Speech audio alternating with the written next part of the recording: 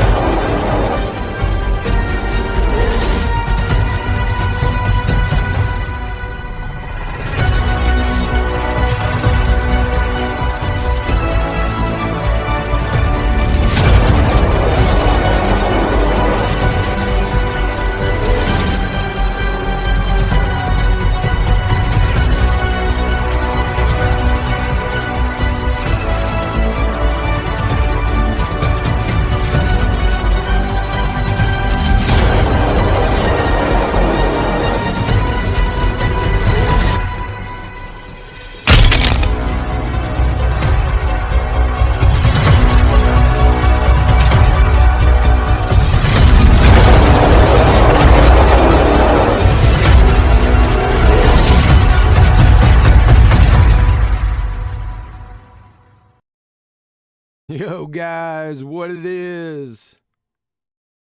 Welcome to BALLBUSTERS. Got a great show lined up for you today. If you'd like to support this channel, there are PayPal and Patreon links in the info box below. Let's go ahead and hand it off with a full handoff to the masters of ceremony, the distinguished ballbuster, Mr. Nathan Oakley, sir. Hand over to the master of ceremony. You didn't even think I was going to be here today. That's correct. Yeah, that's why it's a full handoff. Later. If I'd have figured out a way to weasel out of it, I would have done. But for the fact that we're covering science and the scientific method, and you know, even with guests, I'd have probably worked a way of coming on at some point just to talk about it a little bit. Even though you requested it. I didn't want to say that, given that I've just explained that I probably wasn't going to be here. So yeah, it was actually my suggestion. That's true. Yeah. And Arwen didn't catch that you were being facetious the other day, right? He just wanted. You said, "Go ahead, Arwen." I'm there. What the heck? I know how to lean on Arwen's weaknesses. If something's going to be talked about and he's wanting to talk about it, and you lean on him to talk about it, he's going to talk about it regardless of the circumstances. Yes, sir. You played that very well. It doesn't take much. You're right. Arwen. Hello. Radio check. Arwen's back this week, so come Monday, if you're watching this live, Saturday, a couple of days, Arwen's back on YouTube, so he's had a naughty ban. He's out of the sin bin. So check him out come Monday. Flat Earth Early Bird will recommence.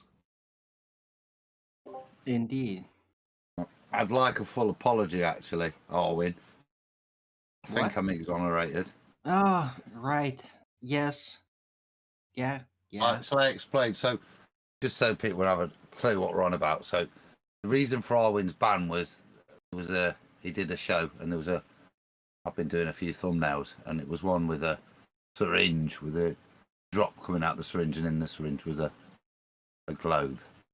And I think Arwin got done for medical disinformation, but he was blaming me because my thumbnail was so good, apparently.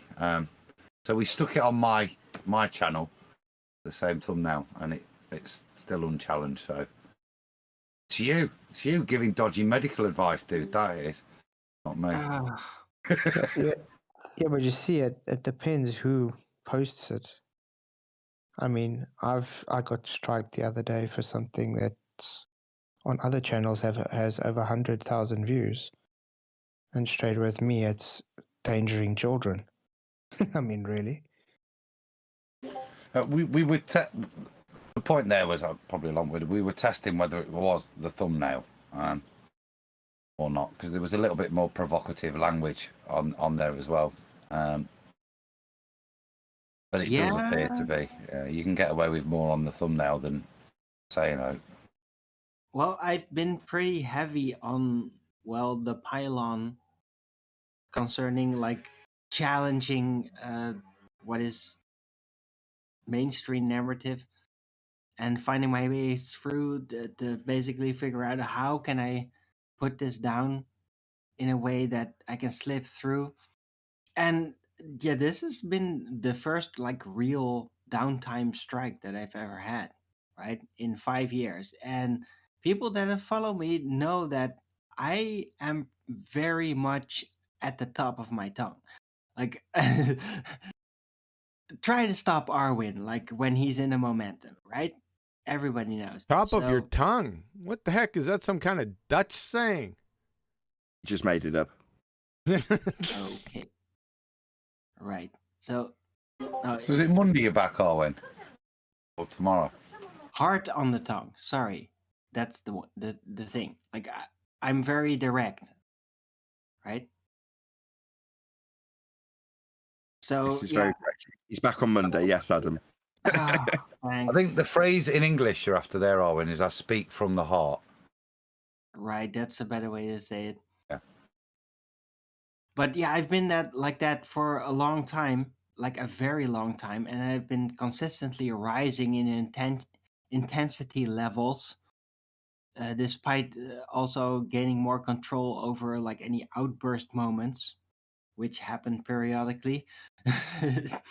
But right, this strike thing is pretty new, so I really get the feeling like they don't really care whether you've improved or tried to refine yourself. Like this is just another level of rule application, and this is really bad, right? So now suddenly we have to find a way around like these key words, and yeah, that will be triggering their system, and it kind of sucks.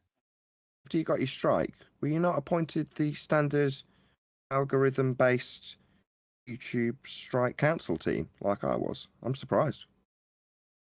What do you mean? You weren't assigned a counsellor? What? For YouTube, the algorithm normally, they send one around personally. Really? Are you joking with me right now?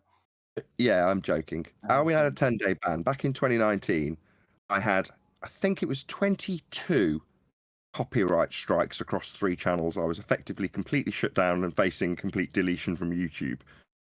Bearing in mind that 3 deletes your channel, I had in excess of 10 on one channel, so like 8 on one, and whatever the maths works out to whatever number I said earlier. But it was well into double digits. I would have targeted all of my channels and struck them all at once with multiple bogus copyright strikes. So it's just totally shut down. No counsellor came though. No, definitely not. I'm not having it. Victimhood, right? Arwin's life matters. What? Take it, Arwin. It's a sign of the times, man. It's a sign of the time. Just to round up my story, which I see as more important, obviously. Thanks. Let's take it to the courts, literally. When people are like, "Ah, you just push buttons for a living," like you don't know the half of being a YouTuber because I don't talk about it generally speaking. It's only when comedy moments like this come up that you can actually mention it. Anyone who was around at the time knew my channels were shut down, but they have no idea what went on in the background. Obviously, close friends who helped me with that. Some of them actually had to support me financially because I had no way of doing it. In order to just to keep my YouTube channel for doing absolutely nothing wrong whatsoever. There we go. That's life. Just to support Owen, I remember getting my first strike against. It was like the flat Earth, with the George Musa Nicky take. Just pointing him out on repeated rewinds and on the clip, just saying, gravity is not a force, but you can think of it as a force. And I even got the sarcastic message of copyright strike coming in 5, 4, 3, 2, 1 from like the fat girth. And I was thinking, how do you deal with it? And it's nothing, honestly. It is honestly. You just got to take it on the chin. But stuff like that, though, not be afraid to challenge it when you have done nothing wrong. I've got repeated strikes every time I put what is the world video as a Chocolate's music. I have to challenge it each time. I've asked YouTube, have I got to do this every time? It's my opening credits, but every time I've had to do it. But to be fair, I would imagine there's probably something in yours that, I'm not saying what you said is wrong, but is against the terms of service, and that's why they'll do you. Because Nathan don't get done anymore. He's just saying there he's learned his lessons, and you've just got to play within their rules. This isn't free speech on YouTube. It's controlled speech. Clever enough, you can get your point across, but you can't speak freely. But yeah, stop rambling. Shout out, thank you. Shout out to Super Chats, Unicorn Laser Eyes. Hello, everyone, and thanks to the panel for sharing your time and knowledge. You're very welcome, Unicorn Laser Eyes. And Tony Wickham, what's up, my good sir? Piercing a kid's ball is sadistic and spiteful, but piercing an adult's ball is so much fun, isn't it? Thanks, Tony.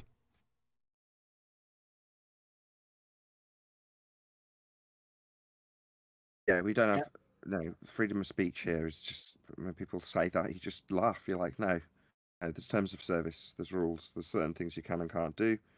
I don't know if this made it onto this live broadcast, but maybe it was while we were waiting for the intro to play out. But break the terms of service. That's your problem, really. But yeah, Adam beat Craig, and it's so funny when you say that he told you he was going to copyright strike you. Same thing happened with me and Tim Osman. Tim Osman used the same DMCA claim system to try and do the same thing to me, and I just fought him and won, like you did with Craig. And he's like, yeah, okay, dickhead. You obviously don't know the rules as well as I do, because I made my way around them and just beat you. And so did Adam with Craig. So yeah, okay, you can try those things, but you've only got to know the systems that are in place and your rights in terms of the YouTube rules and regs to not have too much to be concerned with. That said, if you're putting out medical information that's incorrect, then expect to get community guideline strikes. Yeah, it's I'll nice support you, Owen, there. Hey. Just before you join in. And I did preface this. I'm not saying it was incorrect. It's challenging the mainstream rhetoric. And if you go against that, which they've made quite clear, then you're going to get done for it. And I think that's why. That's not to say it's not truth, what you said. Maybe not all of it, but some of it. But that's why I think you got done, because you're going against what they've decided is truth. Well, Yeah. why I do it, why I have to compulsively do it, is because the people that are kind of like in a position to be forced to execute all this, I bet that they don't really want to be in that position either. So I'm just trying to like help them master the field and figure a way through this thing without being forced to cause damage because of their own ignorance. Right? That's really all I'm trying to do. But yes, I know. Like apparently that time of freedom is over. It is over.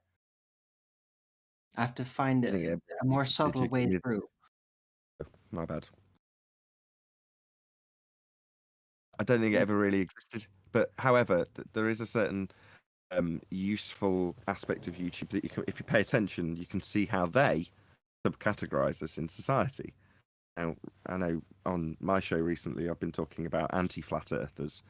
Now, that hasn't just sort of popped into my mind as a way of segregating out our opponents. It's by paying attention to what YouTube do with them specifically.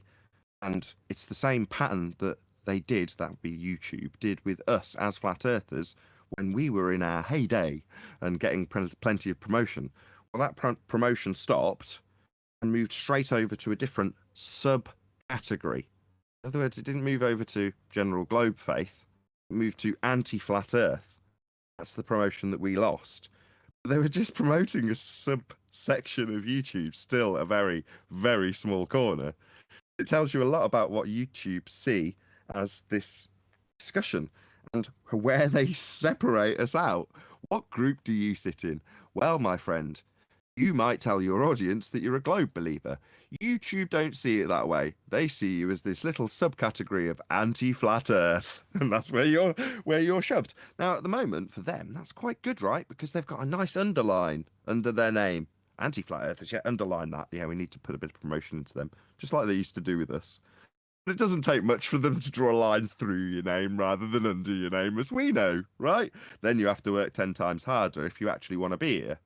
Most of the time, people just bugger off and see other subjects as much more enticing because they're easier to make money in. Now, I am self-confessed here to make money. I'm a YouTuber. But by the same token, I haven't moved away from the subject because it's difficult to make money in. It is. I have to work a lot harder recently, or as time has gone by, since the promotion we received to the general normies has moved over to our anti-flat earth counterparts. Doesn't mean I'm not going to make videos about the subject. I love the subject.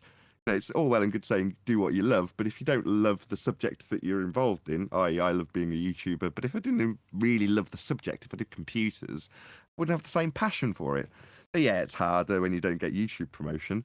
But on the other hand, I love my life. Everything's wonderful as far as I'm concerned. Life is good. I'm not spending my time in comments going, "You're an evil person and your time will soon be over." Which is what we deal with from our anti-flat compadres. What day of panic? What day of panic are we on?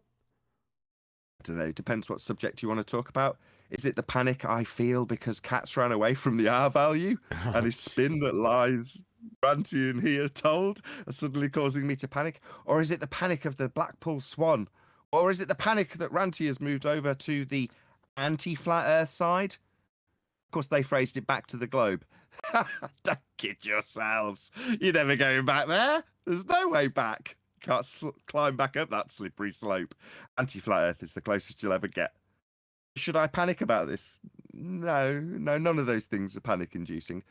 But the fact that they want to project their delight that one of them has moved over to one of us, like, oh, all right, okay, that happens quite frequently for us. It's just they're not moving from anti-flat earth to flat. They're moving from globe, that would be where you think you're moving back to when you transition, to flat. And that happens all the time and is never really that noteworthy. There's hundreds, if not thousands, of videos on YouTube of people talking about their transition story from globe to flat. What they don't tell you, that would be the flat earthers, is that there's no going back. They never really mention that. Now, if you come across that video and decide, well, actually, I'm not really that keen on being a flat earther because they get ridiculed really badly. So you go, well, I'm just going to stick with the globe. No, that's not an option. You don't realise that that door slams shut behind you and you're into this nice little subcategory of anti-flat earth. Telling yourself you're a globe-believing normie that doesn't realise that the earth is flat, doesn't realise the R value's debunked and you haven't got a geometric horizon. You'll never be that person again. It's not going to happen. But don't you find it funny that the so-called people from the globe side, how they are always trying to convert people? I mean, that word convert is a very strong word. And then they want to tell us we're from a cult. Very strange that. Shout out the lumpy gas in the vacuum. thing. 1 second. Shout out the lumpy gas in the Okay, go on. vacuum. That UQE and panel. I think you meant to say thank you. You're very welcome. Sorry for an interruption. Go. That's right, John. Right, yes. Just to go back to Nathan's point, and he's used the term there, anti-flat Earth, for a number of times, and I nearly raised it on the debates the other day, Nathan. And then Brian's put it in chat. John, is Brian unmuted? He's been unmuted the whole time. Cool. It was something he's then said in chat as well, and I think it's really pertinent. I like people's comments. We've developed this phrase, anti-flat earther, which is correct, and motivationally, and also sort of ideologically. The point I was thinking that Brian made was they also, unfortunately, seem to hold the same anti-globe Earth. So I think there should be both anti-flat Earth and anti-globe Earthers. Probably more derisory is just anti-globe Earther to call them, because to attack us, they have to deny their own model. I think it's probably more apt, probably more flattering for them to be called an anti-flat Earther as a badge of honour. The reality is, to do their job, they're having to deny the ball Earth fundamentally, which kind of is doing our job for us, as we're all aware. Well, that's why I see what you mean. It's they're all... Sorry. Go on, Owen. I just want to say, yes, they are their own controlled opposition. They The reason go to the other side.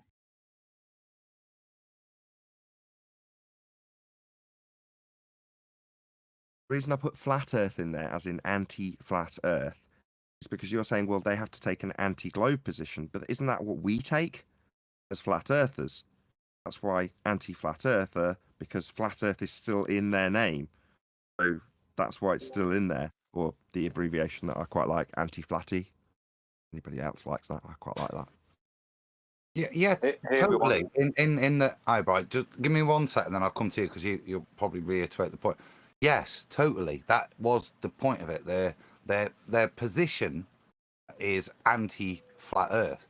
The point I'm making is, ironically, in doing so, they also become anti-globe Earthers. That's not to say they think it's flat like we do, but they're also denying all of the tenets of the globe model in becoming anti-flat Earthers, which I say be seen as a badge of honor to them. Anti-flat Earther, fight the flat Earth, etc. But reality is, in reality, they're anti-globe Earthers just like us. Yeah, they have to be an anti-flat Earther. They have to be anti-globe, because that's the only way to be. That's the only way to do it. They have to deny the globe to deny flat Earth. They're literally denying everything. I had a comment only a couple of hours ago that because I said that there was no straight lines on a spherical surface, that there's no way to claw back my reputation after saying that. And that's from a glober, and that's not even someone trolling. That's someone deadly serious. So what else could you call that person other than denying what a sphere is? Real quick, Kiwi, you missed Tony Whitecomb. He did 1-2. I can read it if you want. Piercing a kid's ball is sadistic. I didn't miss that one. Yes, you did. You missed no, it. I didn't.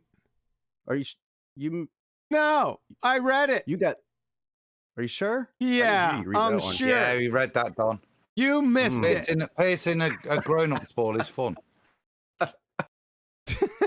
Sit your head back down. How embarrassing. It is. It's the episode after 66. Chaos was bound to happen. Okay, just let's get us back on track. Thank you, Don. And thank you, Tony, for the super chat. And thank you, QE, for being vigilant and reading them. And yeah, anyway, so rather than sidetracking Brian's excellent point, let's give a few examples. So denying their own rhetoric would include, but is not limited to, examples like Craig the Fat, like the flat Earth, don't want to be derogatory, accidentally. Saying, what bulge? Some flat earthers say we're supposed to have a bulge. Idiots. So no, that's a globe claim that you've got a bulge. And here it is labelled bulge in your Earth curve maths. But of course, because we've debunked it with the black swan, you've now got to deny it and say, flat earthers say there should be a bulge. No, we don't. Likewise, Blue Marble Science is currently saying Earth does not turn underneath footballs to cause the game to be swung one way or the other, or pendulums to show 15 degrees an hour drift. He's literally flying in the face of the globe's claim that they have drift because we turn underneath stuff. That's Coriolis effect. He's saying, and I quote, Earth does not turn underneath, end quote. So he's going against the globe claim, anti-flat earther or anti-globe, to speak to Adam's point and Brian's. Other examples would be, nobody claims the horizon is Earth curve. All right, you claim the horizon is Earth curve, though, if you're a globe believer and that boats are going over it. And you ask us how many feet and inches are missing when you assume an R value if you're anti and cats and have got your head stuck in the sand and ignore the fact that you haven't got the R value anymore. So you definitely claim the horizon is Earth curve. But when we debunk it, you'll tell us, the flat earthers, nobody claims the horizon is Earth curve because it's been debunked and you need to take an anti-globe position. And I'm going to keep it this way, despite the fight to try and change this title by Adam, anti-flat earther. Right? You've just made my point for me, and I think pertinently you make the point to globers, and we'll keep the title anti-flat earthers for now. You use the word claim numerous times there. We don't have a claim. We don't. It's obviously and observably and measurably flat, but we don't claim anything. So you can't be anti no claim. But we don't have a claim. But what's clear and categorical is that these guys, previously known as anti-flat earthers, trademark Nathan Oakley, 2021, really should be known as anti-ball earthers, because their rhetoric is clearly against the heliocentric, ball earth model. That's what they make great opposition to, as demonstrated by the people blue balls that you've just mentioned. Their whole they set up pseudo experiments to prove that the heliocentric ball earth model is false, that what the claims that Neil deGrasse Tyson makes are incorrect. They're not attacking our claims in the slightest. So yes, so for example, Neil deGrasse Tyson claims that Earth turns underneath the football and thusly you will observe a ball curve through the goal because the deflection is caused by Earth turning underneath the ball after it leaves the ground. It's Coriolis' claim. Then Simon Dan comes along and says, here, look at this guy on a trampoline bouncing up and down. He's not moving away from the trampoline. The trampoline is not moving underneath him. He's not drifting. One reference frame. Like, right?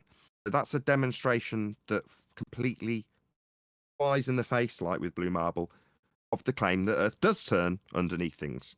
Because a comparable example would be the guy bouncing and the tractor moving underneath him and then him falling out the tractor. Being drifting away from the tractor. That's the globe claim, that we have drift. Simon Dan's got to tell, who's he telling this? Me. Guy without any claim, without any reference frames. Here's my example of no drift, debunking the globe claim that we have. Mr. Flat Earther, why are you showing this to me? Go and tell Neil deGrasse Tyson. Why are you telling me? Tell Tyson, no drift under the ball, here's a man on a trampoline. Call me an idiot because of my reference frames being ruined, as per Simon Dan's quoted tweet to me. You and your reference frames have been ruined. I don't have any. Tyson's got them, and he's got Earth turning underneath. That's drift. Why are you showing me examples without it? Well, because, to speak to Adam's point, when he describes something that's not the title, but is specifically around the title of Anti-Flat Earther, trademark Nathan Oakley, of Anti-Globe Earther.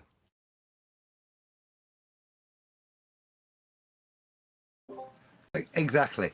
Yeah, I think, and that's the point you've been making this week, isn't it? When we've been having folks coming on wanting to discuss reference frames, etc. And what you're doing is you're juxtaposing both the standard ball earth rhetoric against what these so-called anti-flat earthers, trademark Nathan Oakley, 2021, are saying in the trenches with us against us flat earthers. This is what they're using as their evidence, they're supporting their argument, but their argument is fundamentally against the heliocentric spinning ball earth model. it denies, And as you said, it denies fundamentally that Simon Dan one's the great one. Yeah, it denies reference frames, and the rebuttal you get is your reference frames are ruined, Nathan. Well, no, ours aren't. We don't have one. We don't have a claim. All you've done is demonstrate the absurdity of your own model that you're defending. what that makes them dangerous. Yeah, that's why I first observed them being segregated into the anti-flat Earth group by YouTube. Why? Well, because they're not banging the globe drum that we debunk. We disrupt that beat. Well, the new beat that we introduce is what they think they're trying to disturb. No. I know it's positionally set up so that we take a new position that you can debunk. We don't do that here, do we? Not at all. So when we haven't taken a new position for you to debunk, what are you going to do cognitively? Well, attack the only position we do take. There's no drift, Earth's not turning underneath anything, flight times to be reduced. No, one reference frame. That can't make it into normie circulation because it goes against the globe rhetoric. So this anti-flat Earth group has been segregated just like we were. In your own little special group, your own special little minority of idiots that go against the globe rhetoric, just in a very different way to us. You think we're your enemy when you fight against the globe rhetoric and require segregation by YouTube. You think we're your enemy, don't you? Even though we sing from the same hymn sheet on many of the songs we sing. Nathan, on that, I would like, this New Zealand guy, Pat, to listen to this and comprehend, right, why you have no interest in talking to these guys, why I've never bothered engaging with them, except when I got mugged off by Near in Israel to spend a strange time with MC Toon. Why it's a waste of our time, because they don't want to sit here and discuss the points. They want to become anti-flat Earth. That's their rhetoric, is to try and undermine the obvious things that we point out with the Bohr model. And I said, in doing so, they also undermine the Bohr model. Yeah? But hopefully this guy can comprehend that this is why we won't waste our time. But bring an expert. Bring somebody that is going to defend the Bohr model, not waste our time with silliness and ad homs, etc., but actually bring the thing that you, as a newbie, think is the thing that is worth defending. Bring your best night, yeah, because that is worth us all engaging with. But and I speak to defend Nathan here to Pet down there, yeah, with all those sheep, mate. I wouldn't waste my time even having a chat show to have these guys on. I come on there, yeah, to demonstrate how lack of an argument they have. But certainly for Nathan to come on there and just do a rerun of what's open every single day, where all you'll see is people obfuscate, ain't worth his time. But mate, if you are the big I am, like you pretend, or say you are, excuse me, sir, yeah, and go get the expert. And you can have Nathan, you can have QE, and if you're interested, you could have me. And we'll all discuss in a civil manner what are the foundations of your beliefs. As for what I've been seeing going off, which is an attack on Nathan, because he won't engage with what we've just been discussing.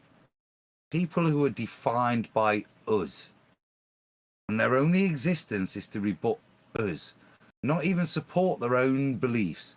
In fact, they're prepared to absolutely disparage and disprove their own beliefs in a false attempt that will stop people seeing the truth by attacking our argument. You're losing heavily over the past 5 years, but yeah.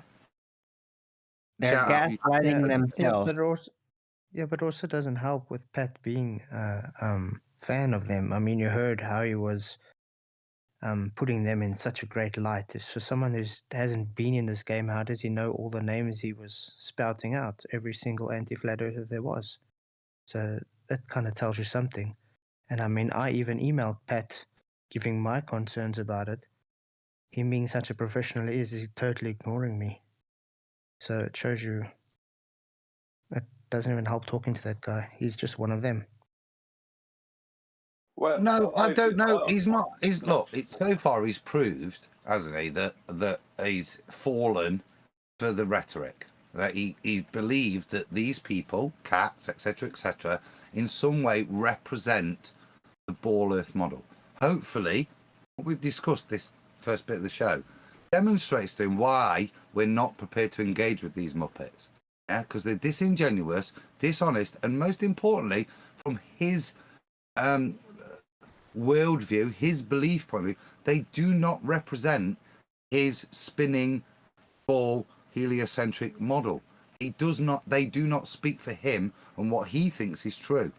So to have them argue against us is pointless for both us, as outlined, but also fundamentally for him, because if he actually listened to them, they would be outlining that every single thing he believes in is also incorrect. With admittedly, they support it with pseudoscience, but they would still outline it as incorrect. Well, I view it as if there's a big long road, and at one end of that road there is a village, and that's the globe village. At the other end of the road there is another village, and that's the flat earth village.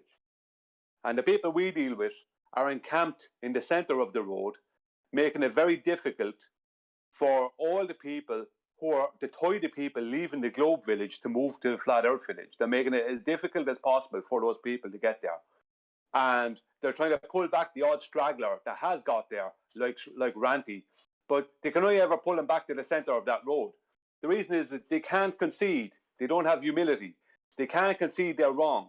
So they, out of pure pride and bitterness, they're not able to concede that they're wrong. So they'd rather sit encamped in the center of that road and make everything difficult, as opposed to just admit we were wrong. And that's what the problem is. And they're sitting there making it as difficult as possible for the flat earth village and anyone who tries to go there, and trying to shame anyone who tries to go there and stop anyone coming from the globe side. And that's what they're doing. They're just sitting in the center of a road in between two villages, and because they can't concede that the village they were in wasn't that good. Gatekeeping. Yes, correct. But I've been waiting this whole time to try and segue back into the actual topic we're trying to talk about here, because it's perfect. So Adam started this off about 3 or 4 minutes ago. The segue is there. It's fading fast. So exactly, we're interested in the experts on the globe side, the ones that actually make the rhetoric, not the ex-school teachers and the faceless zombies that we actually deal with. And when Adam says that we don't want to face them, no, I've opened my doors daily to deal with those types of people, the anti-flat earthers, who can and do occasionally come to actually face off with their anti-flat earth rhetoric, which is very complicated and time-consuming to dissect. However, there is actually just very basic, simple rhetoric that comes from the globe we debunk. And it comes under the guise of science, which is why we're here today. Because it's starting to creep back in, isn't it, from the anti-flat earthers? But they've got science behind often their anti-flat earth rhetoric. Not globe rhetoric, their anti-flat earth rhetoric suddenly got science. Now, the point of this show is to say what you have as an understanding, if you're a normie globe believer, is that you've got a sphere beneath your feet, and the scientific community, which is science, has validated it to some degree of empiricism. It's a known fact. If you're under that impression as a globe-believing normie, we're here to shatter that illusion and tell you what science actually is. Find what pseudoscience actually is. That would be a non-adherence to the scientific method with a claim of science over the or title or book heading. Well, those are what you actually have if you're on the globe-believing side. So, we want to challenge that. The claims of science that come from the globe priests, not the stragglers in the middle of the road trying to send people back to the globe faith by a cursory glance at this subject and go, oh no, some anti-flat earth rhetoric sorts that problem out, and then they don't give it much thought, not realizing it's debunking a globe rhetoric that they were supposed to be holding on to in the first place. They just leave thinking, oh, it was a bit more complicated than I first thought, but the globe's still got it covered with an anti-flat earth rhetoric. Oh no, I'm sick of that. Like I say, we open our doors daily to that nonsense.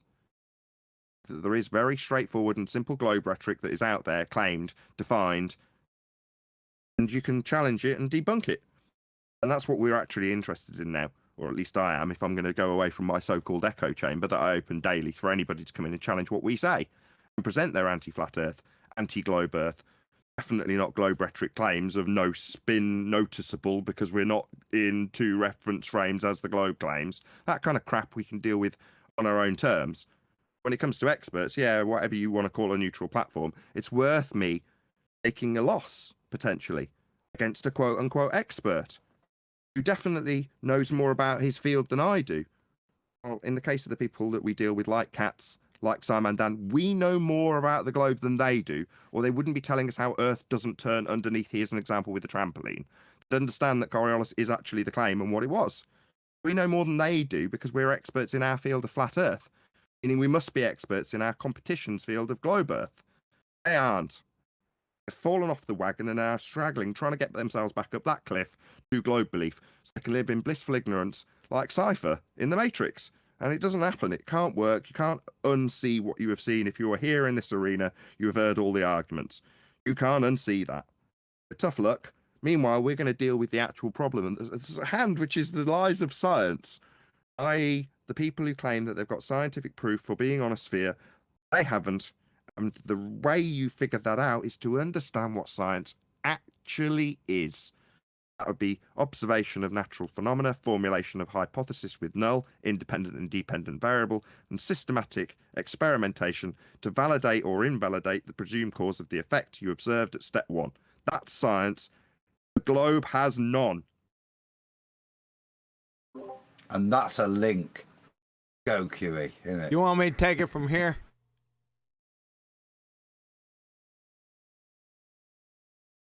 I suppose that's a yes. All right, I thank you. I thank everyone for their high-speed take this morning. If you'd go on mute, mic discipline, please, and give me some patience today. I got some new glasses. It looks like I'm looking through a Coke bottle. So I'm gonna try it though. It's different, so we'll see how this goes. So we're going to start out, I usually start out with this, with all the science presentations, and it's to identify the pseudosciences. And it's real easy to identify them. They are paleontology, anthropology, archaeology, geology, evolutionary biology.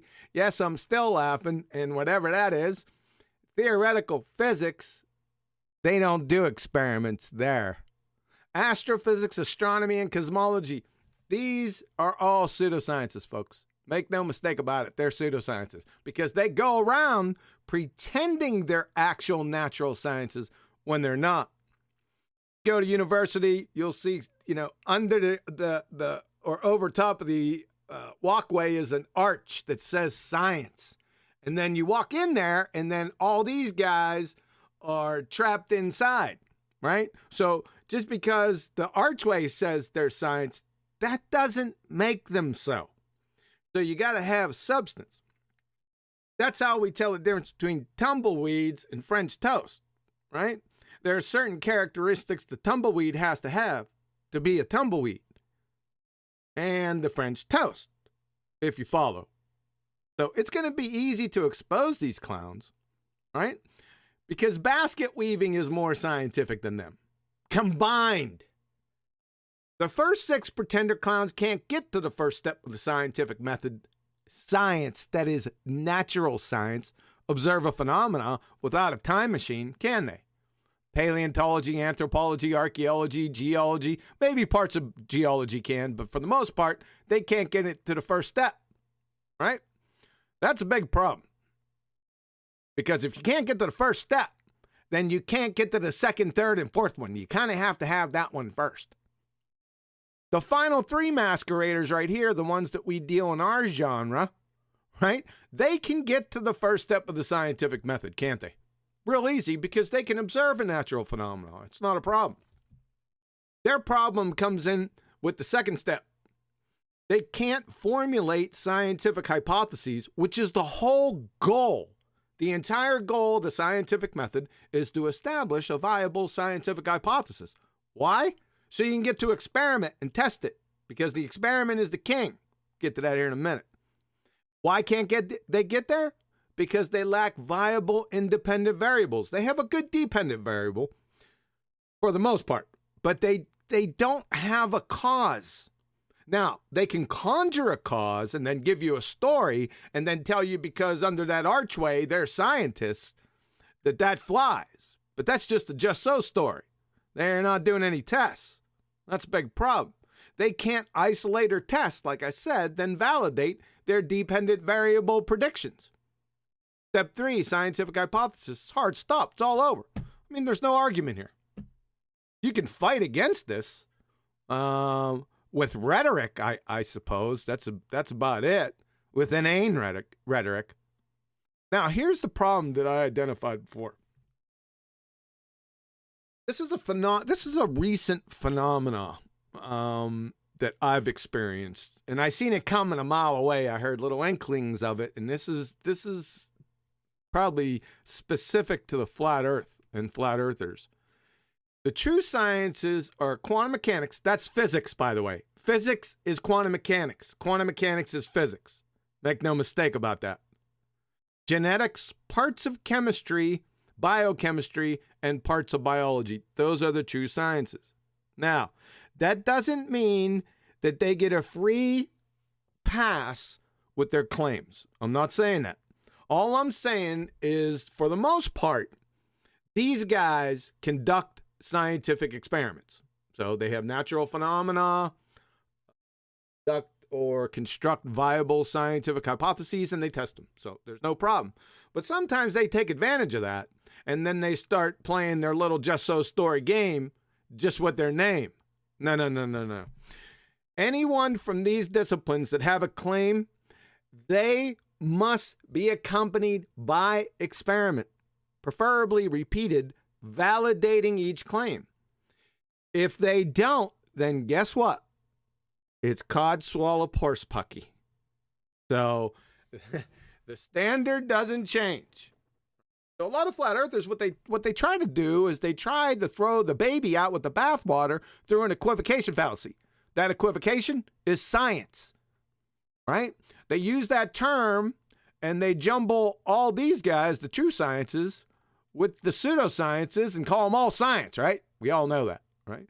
So they know that these guys have lied to them. They know that. So they just blindly put these guys in the same basket and just toss them out with the bathwater. That's a big frigging mistake. Like I said, do not fallaciously indict the actual sciences as pseudosciences just with the wave of your hand.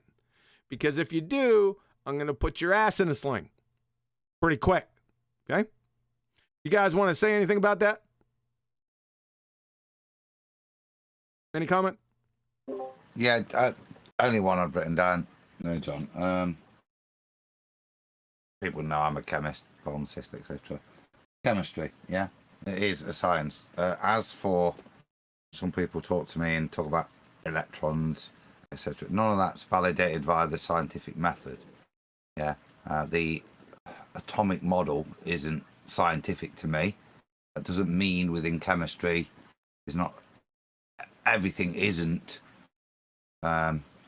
fundamentally based on science, on cause and effect. That is what we have in chemistry. We have cause and effect. What we don't have is a model. We can, from the cause and effect, we can build a model which we accept isn't necessarily reality, but works. So it's the accepted facts of science that allows you to build a model you to work with, even though hopefully you can accept it's not necessarily exactly reality. It's the science that gives you that understanding. Right, it's a virtual representation. And it works out. But based on the best science we've done, hence why we can't science the atomic structure, yeah? We're going to get to that. John, you might be able to help me elaborate on that. If we're going to get to that down below. Yeah. Yeah. Cool. It's a good point. I'm glad you brought that up. Yeah, so you're gonna have some problems, like I said, with these. You're gonna have some problems with this one, chemistry, right? Because there's a lot of synthetics going on here. Yep. And you're gonna have some problems here, biology. with glorified collators and making taxonomic classification systems, that's not science either. So a lot of non-science is attached to these guys. Right? Just be careful. Evaluate it. Now, it doesn't render null the true sciences, that they have some parts of them that are not truly natural science. Don't do that either. You're going to get in big trouble. What I'm trying to say is don't hand wave dismiss or hand wave include everything just by the title or the name of it. Okay? Each claim has to be evaluated on its own tenets. Good? I think, John, no, well, could I add to that? Yeah, go ahead. Hence why I felt the need to defend my chemistry thing. I think part of certainly what your slap in the face when we first met was to actually start to differentiate within your discipline which bits of it are science and which bits are useful conjecture, and necessarily not unproven, constantly proven. That to assign the status of science to them is to misunderstand the methodology of what science is, in terms of when you give something validity, like when we're talking about atomic structure. It shows you don't understand science and what its validity is. I'll repeat the first point. Basically, within each discipline, certain bits of it will be science, certain bits not necessarily. Doesn't mean the discipline itself is not scientific. Chemistry is a good one, as I said there. The struggle is to try and find the science in astronomy. Those more pseudoscience-y, there are bits of science in there, as you've heard me and Nathan defend, but it becomes less and less science with regard to the application of the actual discipline. That's the difference between chemistry and astronomy. There's loads of science and a little bit of interpretation in chemistry. The antithesis is astronomy. Yep. Shout out to Unitox Femu. Unmute or I will put a spell on you. I'll put a spell on you. 'Cause you're mine. That's a great friggin' song, man. I'm going to listen to that later. Lumpy gas in the vacuum. Yes, QE, take over. Thank you. I will. All right, let's roll. Good points, Adams. We're going to get to some of those points down below. Okay? Can I add to it? Oh, yeah. Okay. So it's not necessarily the fact that models are bad either. I often say models are pseudoscience as a broad term. When it's working outside of these conventions and models that's the problem. So in the case of heliocentrism, I'd admire the model and say it's actually quite useful for understanding certain movements of the celestial objects, and contextually you have to put yourself on a ball to do it, which is a bit strange and weird, but it just gives you an idea of how these movements work. If it was explained in that way, I would certainly be the first to say, it's a pretty good model actually. Obviously aside from the weird bit of having to have people antipodal from your position, but the way the model works is it's only relative to your position, not to the people that are antipodal to you. So you just have to kind of forget about them when you use the model, and then it would all be fine. The problem works when people reify the model and call it science, and that's why we're here now. Precisely. Not because there's something inherently wrong with models. When they're used contextually or conventions, when they're used within their restraints, there's nothing wrong with that. And the problem with heliocentrism, it's worked outside of that to such a bizarre and massive extent that it's become comical. Outstanding point, Nathan. I couldn't have said that better myself. Can I make a short comment? Keep it concise, yes. All right. Yeah, I'd like to read out a comment out loud that I wrote myself in chat. Right. So the scientific method is a foundational inquiry into the nature of physical and supernatural reality. There you go. Uh-oh. Yeah. Oh. Uh-oh. We're going to have some problems with that. We're going to have to discern the differences down below. We're going to get to that. Just if I... Sorry. Oh, no, I'm sorry. I just wanted to add to what you was saying then, maybe giving an example.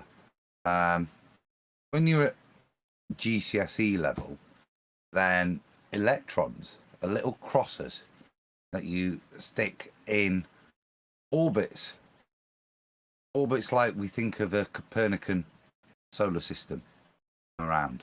And you just stick them in, etc., etc. And you go to A level, and they're slightly more, but you still stick them in, but you pair them off, and you give them a special way of orientating themselves. And then you go to degree level, and then all of that is absolute bunkum. None of it was ever true. But everything within that model that was applicable to the model was true. Yeah. So it was very useful, and there was science behind it to back it up. It didn't mean that science made the model true, but it was useful, the science that got you to the model, for you to have that understanding. Yeah. And I think part of the process when you get to degree level is to realize that that's all bunkum. It's all bunkum. It's all a way of comprehending for our tiny little minds, but frankly, yeah, because we can't comprehend these things. But the models are useful for us to progress. They might be useful for us to test something scientifically. They might be really useful for us to develop stuff technologically. But realistically, the models themselves, fundamentally, you have to accept that they'll never be useful for testing reality, because they're a description in our terms, which are 3D physical. And when we get to quantum, etc., and these are the realms these things are behaving in, we can't comprehend what they're doing. So don't even try. But then don't try and reify. Yeah? There is an exception, however, you know, because even the models that are far out of reach, right? If you find some way through your own personal insight handed down to you by God, thank you, then you might be able to find a way to basically bridge that and actually show an effect in reality. You might stumble across it, right? You know, upon it. It might happen. But you have to make that connection with the physical realm. You have to be able to, tap into the really is level, the physical world, and step outside of just model thinking, where you can make everything connect really easily, because the mind is very flexible, right? But the physical world is not so flexible. It's very dynamic, but you have to be. It will always work out the way it does, because it's bound by physical laws. I agree, and just to pull it back for QE, so with regards to chemistry, with regards to chemistry and with regards to the atomic model, remember the definition of science: cause and effect. We're talking about understanding the shape of an atom. Where's the cause and effect there? How do you science that? You don't. Not scienceable, because you would have to manipulate, within there, to get a further understanding, manipulate those things. Yeah, that's not science when we're talking about how we describe molecules. And to try and science, this is the final word, to try and science at that level it's kind of unimaginable in reality. It's ludicrous. Yeah? You're in a category. Change the charge on an electron? Yeah, you're in a category error, right? But you guys are getting way ahead of it. I'm sorry. It's chemistry. I get excited, you see. I know you do. I'm muting. You're leaving. Afternoon, gentlemen. Oh, God. Of course, he comes in. Haven't heard his mic in about 18 years. Hey, Chuck. What's up, guys? Yeah, I'll tell you what's up. Hey, you missed me, man. Damn it. That blew my eardrums out. Did I? Really? Turned you down. Oh, too much bass in my voice? I'm sorry. You're all about the trouble anyway. Oh, boy. What's up? What's up, Chocolate? Good to have you, man. Yeah. My hours have been crazy lately, so I've been all over the place. But yeah, I'm here. Yeah, how's she doing? She's driving me nuts. Too funny, man. You want to get into this science? You got anything to add to the first part of this science presentation that we might get done by late 2065? I don't mind because I'm not rushing through it, and we can take as much time as we want. I don't really care. If we don't finish it today, we'll finish it next time, and then we'll just roll on, man. It's no big deal. I just want to speak to what Chocolate said, and then we can move on, hopefully, after. Sure. Yeah. Well, we were talking about medicine, right? So, guy walks into the doctor's, and he's got a steering wheel down his trousers. Doctor, can you help me with this? It's driving me nuts.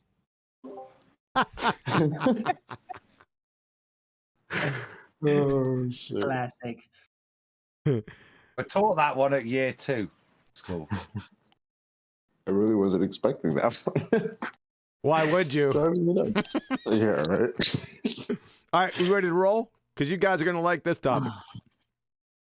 Yeah, One last thing. One last thing. I knew it. Oh, God. One more thing. 30 minutes later.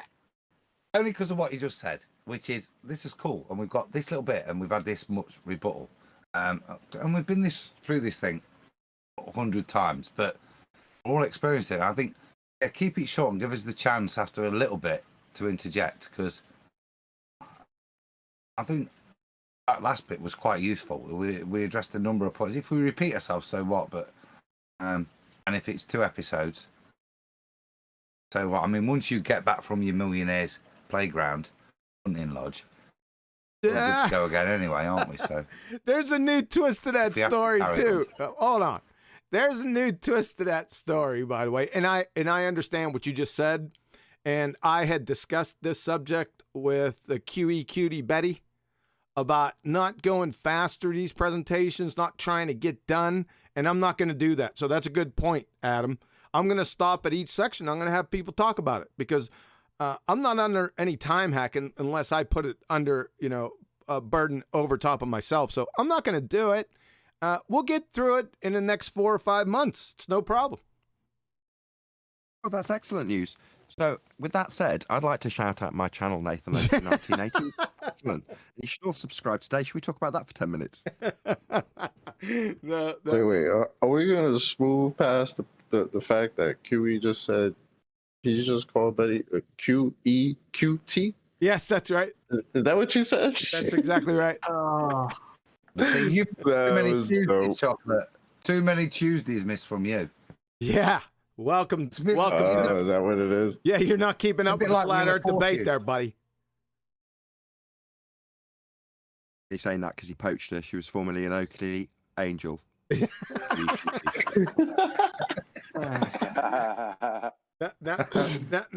formerly QE angel. I gotcha. I got the thumbnail to prove it. Are we done? We ready? I'm not going to remind me about the little twist that's happened to the luxury ranch in the end, and I'll tell you, but I'm not going to get into it now. Let's roll with the good, really cool topic. One that a lot of people hear out there. I know they do. And it's the ballers when you start talking when you get hyper specific, right? And you start defining things. Well, their rebuttal, I don't know why it's a rebuttal in their mind. It's not a rebuttal. It's semantics, right? It's hard to put into words how stupid that is. You're not really saying anything. It's like you're saying words. You're using words in your dialogue with me. What's your problem? Yeah, that's about it. It makes about as much sense as that. Well, from an unknown sage, words, they mean things. So let's get some professional takes on this. I don't even know why I should provide citation with this. I think it's plainly self-evident. Well, duh, but you know how we roll. So we got Anne-Marie Helmstein, PhD, biomedical sciences. She comes out and says, words have precise meanings in science. Why would she even have to say that? Right?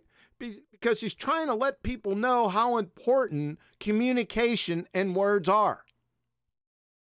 From Peter Nielsen, Natural, Synthetic, and Artificial, DNA, XNA, 2010. As in all scientific communication, precise language is essential for giving and receiving messages correctly. Huh?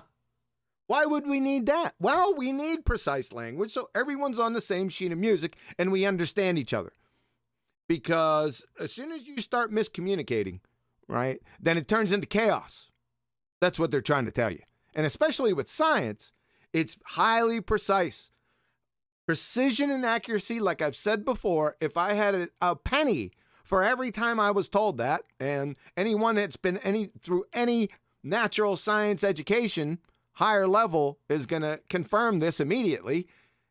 Precision and accuracy will drive you up a wall. I get it. After the first 10,000 times, I got you. All right, calm down. I'll try to be more precise and accurate. I don't need you to tell me 5,000 times again. Okay? But this is what these guys are telling you. Let's roll on to Dr. Mary Schweitzer, even as a pseudoscientist from North Carolina State. What does she say? Exactly. That's one of the things I drive my students crazy on. Words count. Words are important. Choose your words carefully. They're going out of their way to tell you this. Why is that? Wouldn't have anything to do with the Socratic method, would it? Now, what is that? From Webster's New World College Dictionary, the Socratic method, a method of teaching or discussion like that used by Socrates, in which by means of a series of questions and answers, the logical soundness of a definition is tested. The meaning of a concept examined. You can't examine a concept without understanding what the definition of those things that make up the concept are. Right? It's not rocket science. I think launchpad security, you get it. So whenever they say semantics, just laugh at them. Okay? You don't have to get into the depth right here. They're compromised already. They snatched their own wigs off. We want to stop here? It's copyrighted. I would say something on that. Go ahead. If you don't mind. Oh, good. Yeah, thank you, Kiwi. I held back on saying this earlier because I felt it was a bit soon in the presentation, and I'm happy I did. The word hypothesis, when we're speaking about physics and natural science, because that's what we deal with in the flat globe argument, that's thrown around the place by everybody. But if you're speaking about an hypothesis when it comes to natural science, I'm feeding back on someone's there.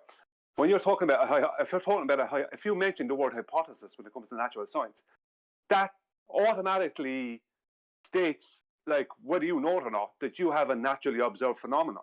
Because the whole point of an hypothesis is that it's tested through scientific method when it comes to natural science. So if you're throwing around the word hypothesis, that means you must have a naturally observed phenomenon and a formulated hypothesis that adheres to scientific method that will either prove your positive hypothesis true or your null hypothesis true, as far as the cause to your observed effect. So people throw that around, and the globe side love to throw around that word because it sounds sciencey, hypothesis. It sounds like you know what you're talking about. But really, what it is that if you're talking about natural science, you're talking about it's a test. Yeah, that's like I've heard it being called by ballers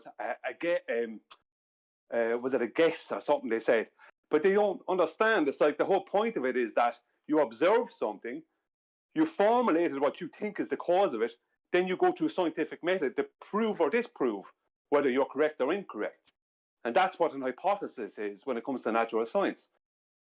So you have to have an observed phenomenon before you can even come up with a hypothesis. But they're coming up with hypotheses. Sorry, Hypotheses. Yeah, hypotheses. They're coming up with hypotheses left, right, and centre without anything there's no observed phenomenon, and there's no even testing to prove a cause because you don't even have a phenomenon to even test. You know, but Brian, what do you do when most of these guys think like the first step is to ask a question? Right? Yeah, hypothesis, educated guess based on fact. That's what I hear it is. We're going to get to that. Thanks for being so concise, guys. You're spot on, Brian's bang on. You are, Brian. You're bang on. People say hypothesis because they abuse scientific vernacular all the time. And a scientific hypothesis has got two words. It's a scientific prediction.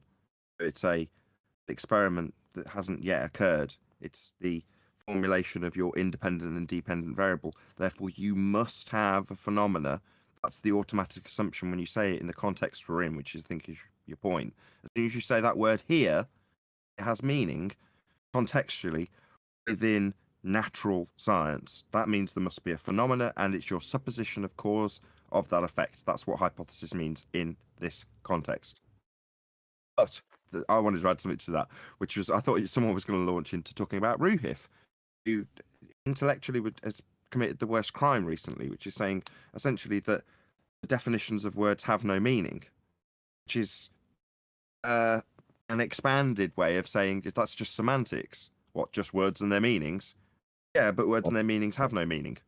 Like, this is what we deal with, while simultaneously having to accept that they say the word science, or in Brian's case, hypothesis, that suddenly they've got some sort of empiricism.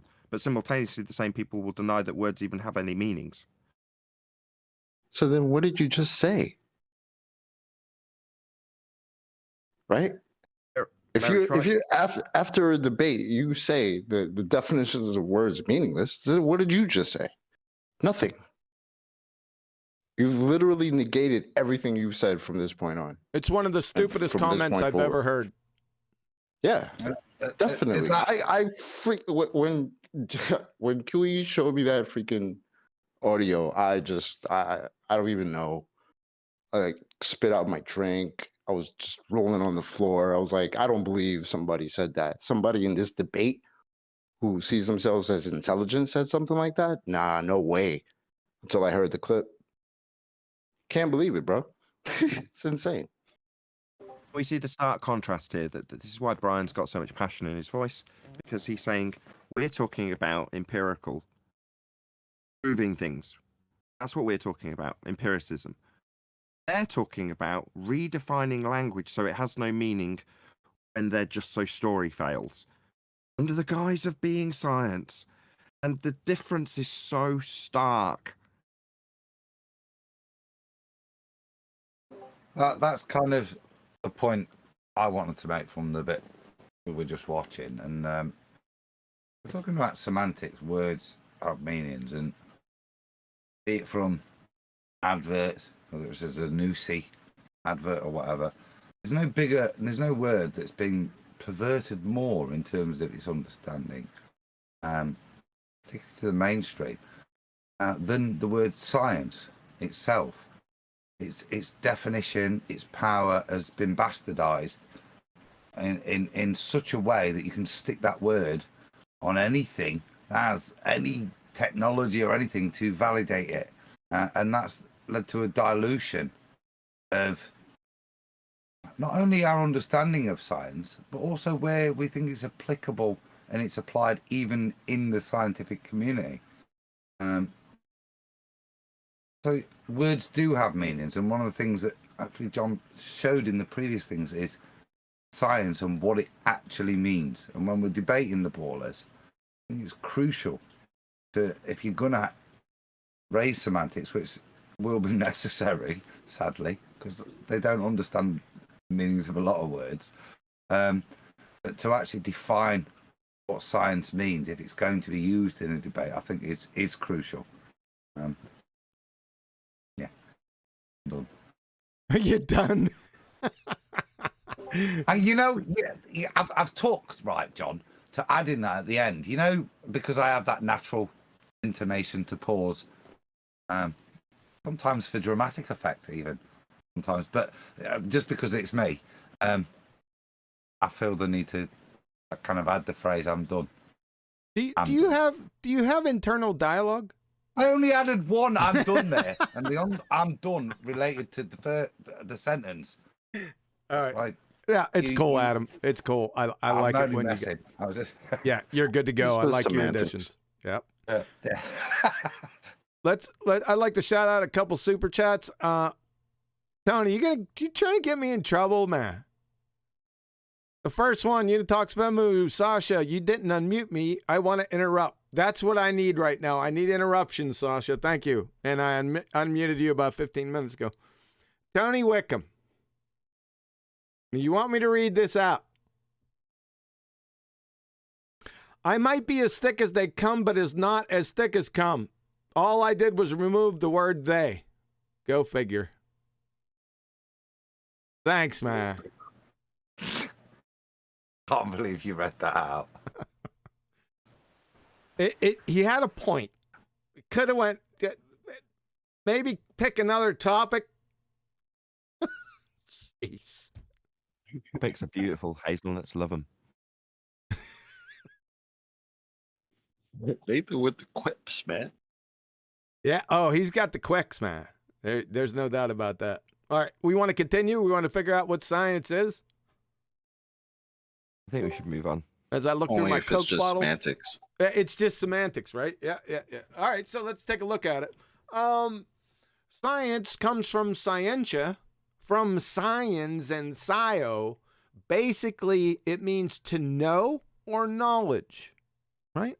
Everyone, I don't want to say everyone knows that, but if you've been in this genre for a while,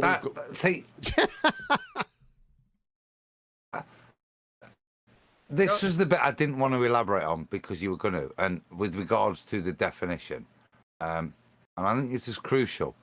But what's also crucial is to understand when people talk into your face to tell you it's a ball, and they use the word science, yeah, they're meaning not to know. They're meaning validated by the method. I've done. Thanks, Adam. Is that a pregnant pause? Are you, the internal dialogue's rolling still? I think I'm about done there. It was just that was my point.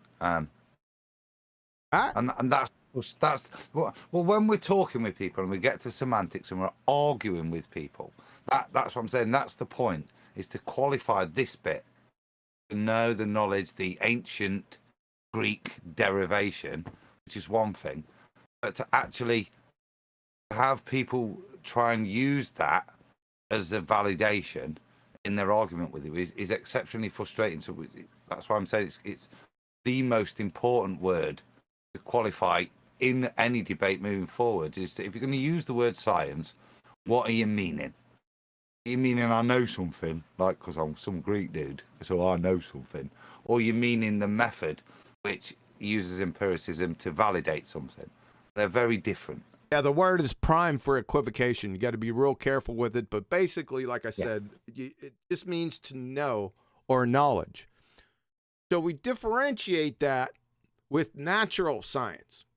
Also, there is a German, the Germans came up with a word too. I think it's called, if I'm not mistaken, Wissenschaft, something like that. It just means systematic knowledge, right? It's getting a little closer to natural science. I just wanted to bring that up. I came across that not too long ago, but I digress. So that's science, to know or knowledge, but that's a little different than natural science. And I put this definition in here. I thought it was quite interesting.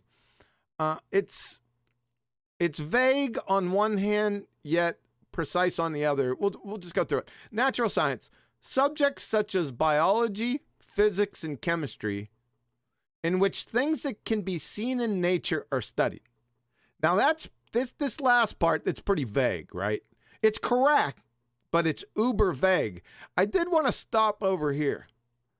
Aren't we missing some so-called disciplines? Why isn't astronomy, astrophysics, cosmology, paleontology, where are those guys at? Why ain't they in here? I just wanted to point that out. I found that sort of a nod and a wink, right? But I don't use that definition because, like I said, it's too vague. Natural science from Oxford Dictionaries. Natural science, the intellectual and practical activity encompassing the systematic study of the structure and behavior of the physical and natural world through observation and experiment. It's one of my. It's a great definition, right? Because that's what it is. It's exactly what it is. They did outstanding performance, Oxford. One of the best definitions I've heard of science. From the University of Rochester Physics Labs. Well, now we're getting more specific, right? We're talking about natural science. They talked about a systematic study. What's that? Well, the systematic study is the scientific method. So now we're going to get specific. The scientific method from Rochester, University of Rochester Physics Labs, and many people have seen this. They're probably getting sick of hearing this, but it's so important, it's so critical that I'll just keep on going over and over it till you puke. So the scientific method distinguishes science from other forms of explanation because of its requirement of systematic experimentation.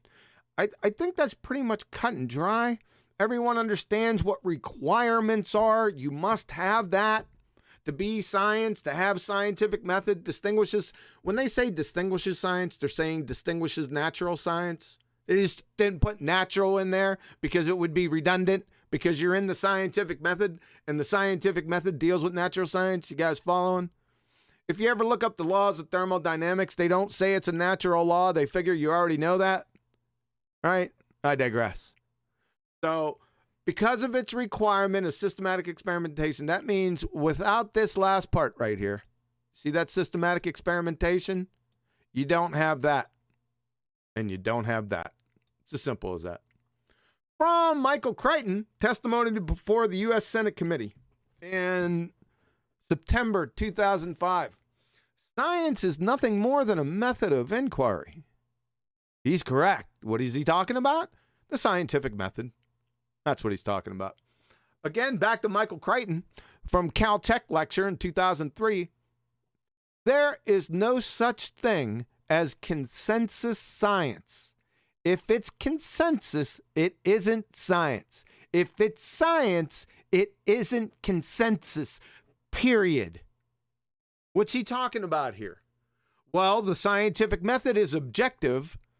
Consensus, not only fallacious, but it's based on subjectivity. So you can't have an objective method be influenced by subjectivity, is what he's trying to say. Hope everyone gets that one. I like that one. I like the way he goes about saying that. Scientific evidence. See, we always ask for this, but no one ever defines it. I don't want to say no one ever does, but very rarely would you hear somebody say, "Okay, what does scientific evidence mean?" This is what it means from the Law Dictionary. The testing of a hypothesis or theory that is, again, here we go, objective, right? And in a controlled environment. That's scientific evidence, right? It comes from the scientific method. Theories come from hypotheses, right? The hypotheses come from the scientific method. Pretty simple. Testing is experiment. You see any equations, models, gummy bears, or pictures in here? If it's not in there, then it's not scientific evidence. Just as simple as that. Let me stop right there because I went over a few topics here. I'm sure people want to add their 2 cents in here. Go ahead. I was going to say the first thing you said was about biology, physics, and I remember the other one that was in the list. Chemistry. Thinking, aren't they all just physics? Chemistry. Let me get it back up there. Biology, physics, and chemistry. Yep. They're all just physics. Say again. All just under the it's all under one subheading. They're all dealing with the same thing, which is the physical and natural world, right? All the natural sciences fall under physics. Physics is the daddy. Exactly. So they had physics in there, like physics and biology. It's like, well, biology's dealing with the physical and natural world because it's under physics. You know what I mean? That was the only note I had. Subset, Nathan. Both chemistry and biology are a subset of overall of physics. Then physics, as we understand it, is that third subset, but the whole biology, physics, and chemistry sit as subsets underneath physics. Right, and physics is the physical. Yeah. Therefore, automatically governed by natural science. I was just gonna say, physics, things that fall under physics, those things would have to be physical, right? You would think so. So you would think so, right? So that would be different than math, right? Because math is not physical. Math's just a language which can help you in the study of natural sciences, like physics, chemistry, and math, and biology. But it isn't a thing of itself. It's a language to describe things. Maths. It's a structure. Maths. I'm done. Right. I'm just reiterating for, those that might not understand there's a difference between math and physics, which have to be physical. My pickup was the pluralization. Maths.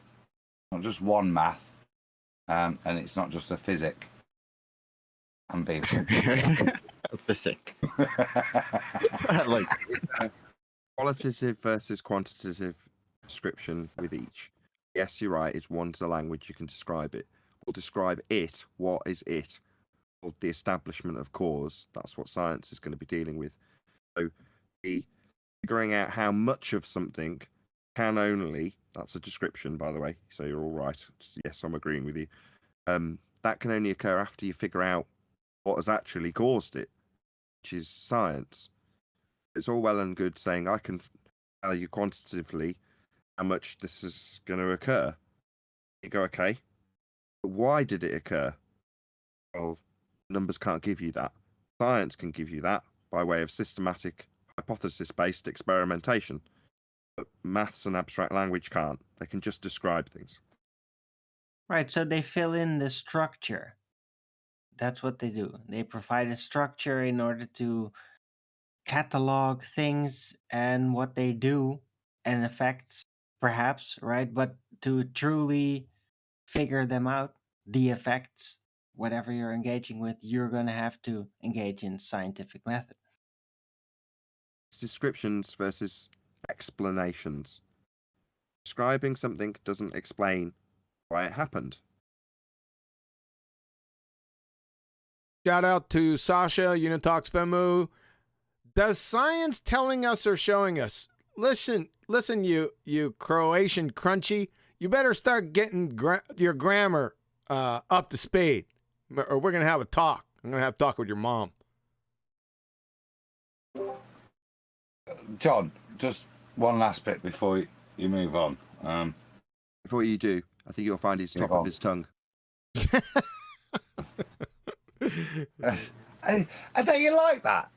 Non ho capito niente, ragazzo. There you go. See, I can call him a Croatian crunchy because I'm Croatian. I can only do that. That's white privilege, that. That's white Croatian. privilege. it's always the 14%. Show me a black man that can call him a Croatian crunchy. If not, that is totally white privilege. What? That's my Croatian crunchy homie. What you mean, man? Who the talks, bro? That's my boy. That's special. The thing is, Top, right? In the UK, a crunchy is kind of sugar honeycomb covered in chocolate, baby. So, hey, can we have another topic, please? That's another chocolate bar in the UK, just for American. It's pun there. Let me move on. There was one bit from what I was listening to there, and that it's kind of like, what method are we going to use for our understanding of reality? And to keep it concise, all I'd say is I would, and keep it probably within rhetoric. I'd say science supersedes consensus as a methodology. And we all agree. All right, we ready to roll? I am. Here comes the meat. The scientific method. This is what was written down in my 5th grade general science class. I'll never forget it. I could see it on the board. I could still see it. All right.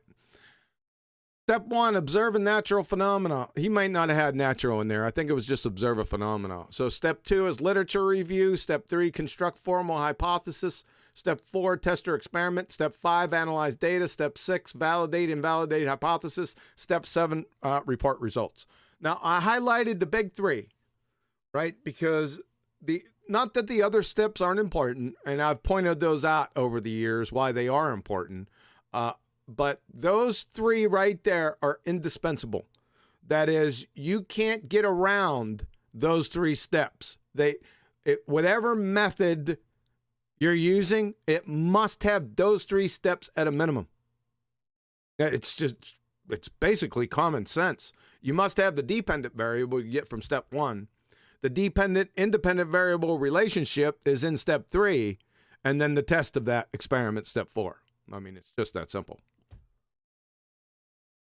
Let's take a look at this. I did cite this before. This was from Professor Wolf's at the University of Rochester Physics Labs. I attempted to contact the gentleman because not only his document is outstanding, by the way. Overall, I think it's outstanding. However, there are some problems in there. Not everything is correct. And I wanted to talk to him one day. And in fact, I tried to contact him. I talked to his secretary, but it seems one of the anti-globe earthers contacted him in between his vacation and when his secretary gave him the message so he wouldn't get back with me. So I tried on a couple more occasions, then I just dropped it. He doesn't want to have anything to say to me. But that's okay. I'll just expose you right here, Dr. Wolfs. So we're going to go over this. I'm going to go through it once, and then I'm going to circle back. The scientific method has 4 steps. Observation and description of a phenomena or group of phenomena for step 1. Nothing wrong there. Step 2, formulation of a hypothesis to explain the phenomena. We got an issue there. In physics, the hypothesis often takes the form of a causal mechanism or a mathematical relation. That's incorrect. All the red is incorrect, by the way. I thought you guys would figure that out. Number 3, use of the hypothesis to predict the existence of other phenomena or to predict quantitatively the results of new observations. That's incorrect. Number 4, performance of experimental tests of the predictions by several independent experimenters and properly performed experiments. All right, let's circle back. The first one is correct. Let's observe natural phenomena. He's all over that. Good job.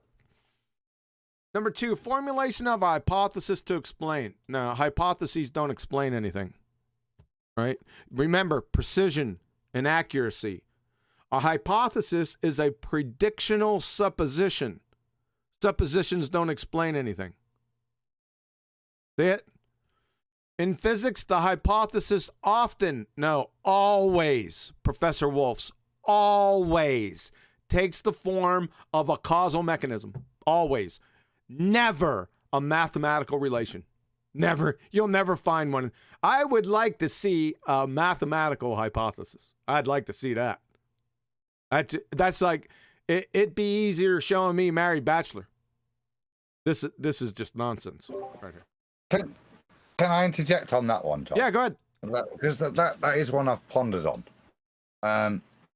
Because you sit there and you go, well, it's the mathematical relationship that allows me to draw it.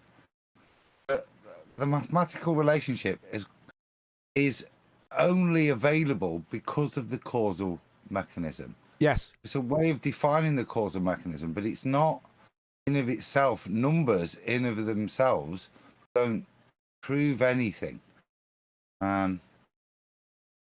Reacting to things together, the amount I end up creating is irrelevant. As long as I produce one, whatever arbitrary unit that is, I've got a causal mechanism.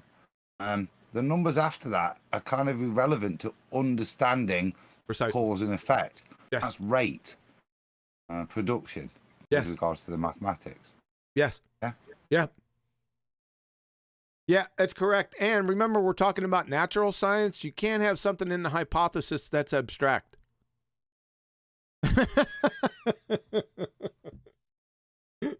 It's non sequitur. It's so it's laughingly non sequitur, what he just said right there. Number 3, the use of the hypothesis to predict the existence of other phenomena. I'd have to question him on this. Right now, as it stands, this is wrong. You're only concerned with the prediction right now in your hypothesis and the relationship between that independent variable and the independent variable. Yeah, that's the only one you're worried. I'd have to see what he says. I'll leave this open. He might have a different take on that. This is... go ahead. Abductively, it's useful, isn't it? Stuff like that. If you can, within your reasoning, your understanding, within something, be able to predict the existence of another phenomena because of what you're doing, then that confirms your abductive understanding. With regards to its validation in the scientific method, it's got sod all use or valid or relevance in there, John. To me, yes. Like I said, I'd have to leave this one open because this, I can see where he's going with it. I don't know. He has to get more specific. Okay. It adds validation to your abductive understanding, your unvalidated, but your world view of something. So if you, within one experiment, say A causes B, and that's what you're validating in the experiment, but you also within it say, C will happen as well. There'll be something over here, which does happen. Yeah, when we're doing experiments, that's important. That's a control variable, something that might happen as well. Yeah, if you predict that and it does happen, it supports your abductive understanding of what's going off. I'm following you. What it doesn't do is add anything to your scientific understanding. Right. I'm following you. Yeah. Yeah. Yep. Yep. So, like I said, that's I should put question mark. You know what? Let me just do that right now. I'd scrub it totally. To me, to me, that is a misunderstanding of science. It's something that goes along with ego and developing. To me, it totally relates to abductive stuff. You could take that bit and do another scientific experiment, couldn't you? But that's when you'd be doing the science in point 3, not relevant to the experiment you're doing in the first one. Almost like he's preemptively saying, there needs to be more for me to do here, you know that, right? Keep me in the game. Yeah, I need more info for this one. It seems squirrely to me. If I just take it on its face value, it's wrong, but he may have another meaning. That's why I say always in text or when you're speaking, especially when you're writing to many people, and a lot of people or a lot of individuals cite his site at the University of Rochester. It just I need a bit more right here. Now, I don't need a bit more for the rest or to predict quantitatively the results of no. Negative. The scientific method hypotheses have nothing to do with the quantitative aspect. It's either a 1 or a 0, yes or no, black or white. That's it. Now, to find out if there is if the dependent variable, in some cases, it just depends. Like I said, everything is subject specific. In some cases, to find out if the dependent variable was affected by the independent variable, you may need to quantify that, but that doesn't have anything to do with the cause and effect relationship. Everyone follow what I just said? No, I've got to interject. That's the point. Within the scientific method, we either accept or reject one of the hypotheses, yeah? Yep. Right. At what point is the other phenomena in the hypotheses? If it's not in the hypotheses, then whatever relationship and how brilliant we are that we predict it, whatever relationship that has to it, if it's not in the hypothesis, then it's not relevant to our disproving or proving the hypothesis. Therefore, it's not valid within this bit of science. That's not to say it won't get later validated as science in its own experiments, but at this point, in this experiment, it is not part of the scientific method.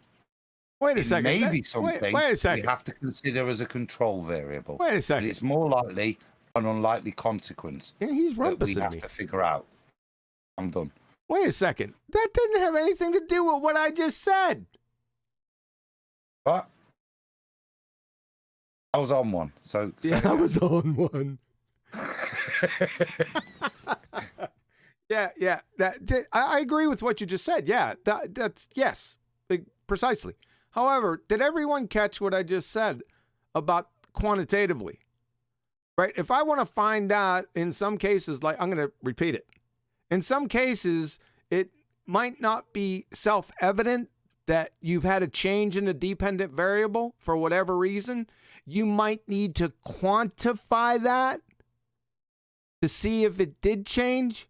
That part doesn't have anything to do with the mother question, the cause and effect. Do you follow? So hypotheses aren't cause and effect. It's either yes or no. I'm getting more and more offended every time I read this point through. Right? Use of the hypothesis to predict the existence of other phenomena. Give me a hypothesis, John, that predicts a cause and effect relationship, but also mentions the existence of another phenomenon. It doesn't. It doesn't. So, you're right.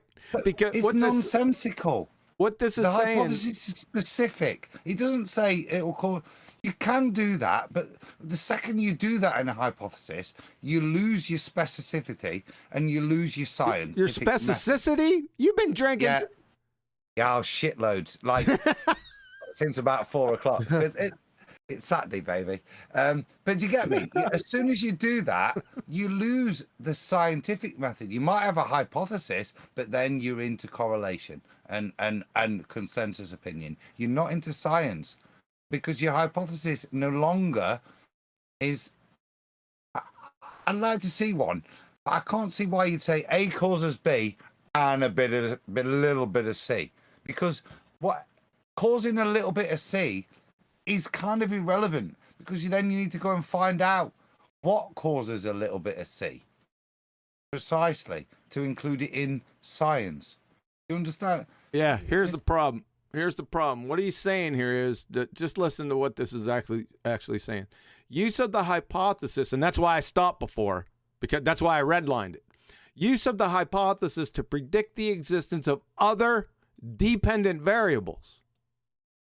That doesn't make any damn sense, Professor Wolfs. It's non sequitur. That's moron.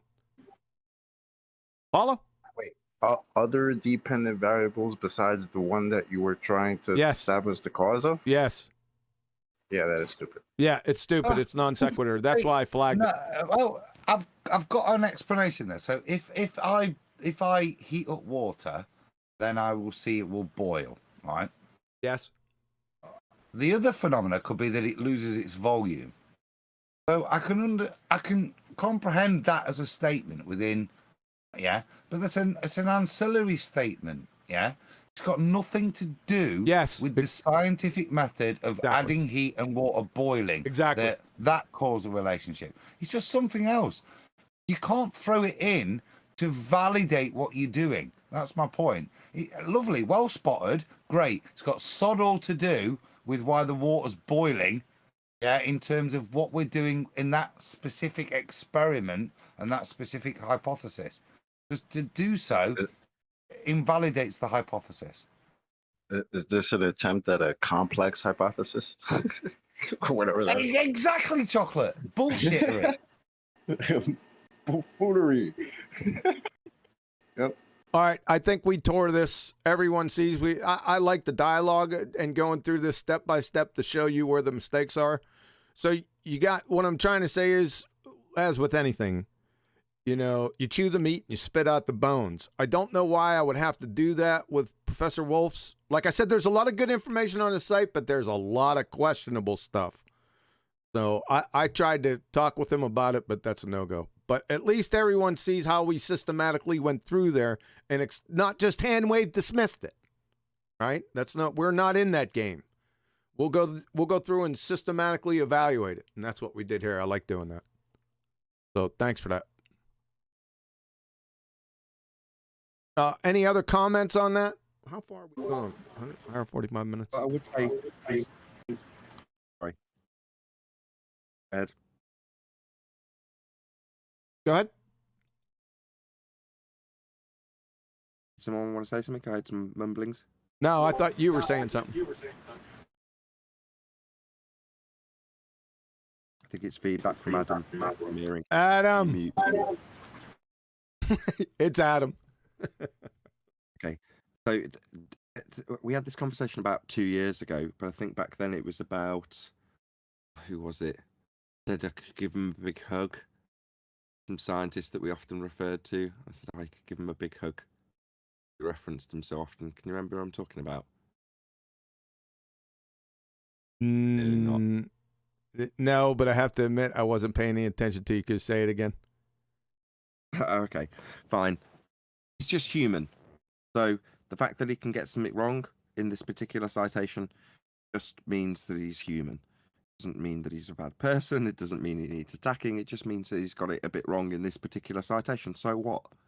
However, meanwhile, over on the globe side, definitions of words have no meaning. Actually, on the anti-flat earth side, I should correct myself there, really. So we're being hyper-specific. We're exercising the Socratic method, going through how we define each of the words within his definition, how we agree, how we disagree, and then we move on. As opposed to, oh, this doesn't meet our standard. Yeah, the words don't mean anything. It's just wanted to point that out. Yeah. It's a good point. And I'm not saying that he was a bad guy. I wanted to. If I'd have thought that, I would have never tried to get in touch with him. I wanted to talk to him about it, but that had never come to fruition. Shout out to Sasha again. Okay, let's try. Okay, he's going to try some new vocabulary. Science doesn't says anything. Yeah, we got big problems right there. Science empirically proving the scientific method, cause and effect, and then you get scientific theory. Yeah, I see where you're headed there. You just have to rearrange some terms. We'll have to get somebody to educate you on this. Hey, I could have redeemed myself with that one. Thanks, Sasha. Appreciate it, man. It's Feynman. We were talking about Feynman a lot back in the day. I was like, I could give him a big old hug. But he's ultimately got various different references that you could use that talk about sphere Earth. You know, he's only human. Yeah, it's ironic. On that, I was gonna interrupt 1 sec, Adam. It's ironic you should say that because I'm doing a numpty clip and I'm just tearing into shreds. But go ahead, Adam. Well, just on that thing, what you've put up there. No, we're not all human. And in the short journey I've been, and I don't publish stuff for people to preach, so we've looked at that stuff, and it's quite in contrast, what he's put as point 3, to the scientific method as understood. And it's kind of when academics put stuff like that in that pervert and bastardize, not just one year, but over 10 years, 20 years, 30 years, that get us to that point where, going back a couple of slide bits, we have to actually comprehend that for the scientific method, that it's necessary to go through the semantics of that. It's that kind of point 3, which, like I say, I don't disagree with. It's part of that abductive way of looking at things, the part of the genius, the understanding that you could predict that. Beautiful, well done, pat on the bum. Got nothing to do with the scientific method. You're putting it in there to validate other people's things. So my point is, here is an affirming the consequent opportunity that you put into the scientific method. If A, then B, and a little bit of C. Yeah, I get a little bit of C. Yeah, so it allows me to add subjector and conjecture to stuff that I associate with C because of the validity I got from the scientific method of A plus B. Yeah, so that's kind of what you see is this dilution, this pseudoscience thing, and it's point 3 that goes into the academic world, that you can accept this supposition that comes with the scientific method of A and B, and I predict C, and because I predict C and I talk about C and give a load of nonsense about C, and I validate it with A plus B, then A plus B and also C is correct. And that to me was quite a good line, John, as you can tell. Yeah, 5A, you need to calm down, man. No, I can't. It's stuff like that that pisses me off. Yeah, it's stuff like that that mugged me off. Yeah. I'm going to side with Adam now. Now he's put such a compelling case. I agree. I think we're not all human. This guy's a monster. Give me this wolf's number. I think he should be hung. Not him. That's the point I'm saying. It's stuff like that that mugged me off. To accept C, yeah, based on A and B is nonsense. But that's what step 3's positing. It's allowing you to do that. It's permitting it with his credentials and his citation. Yeah, it allows somebody to move forward on that bollocks.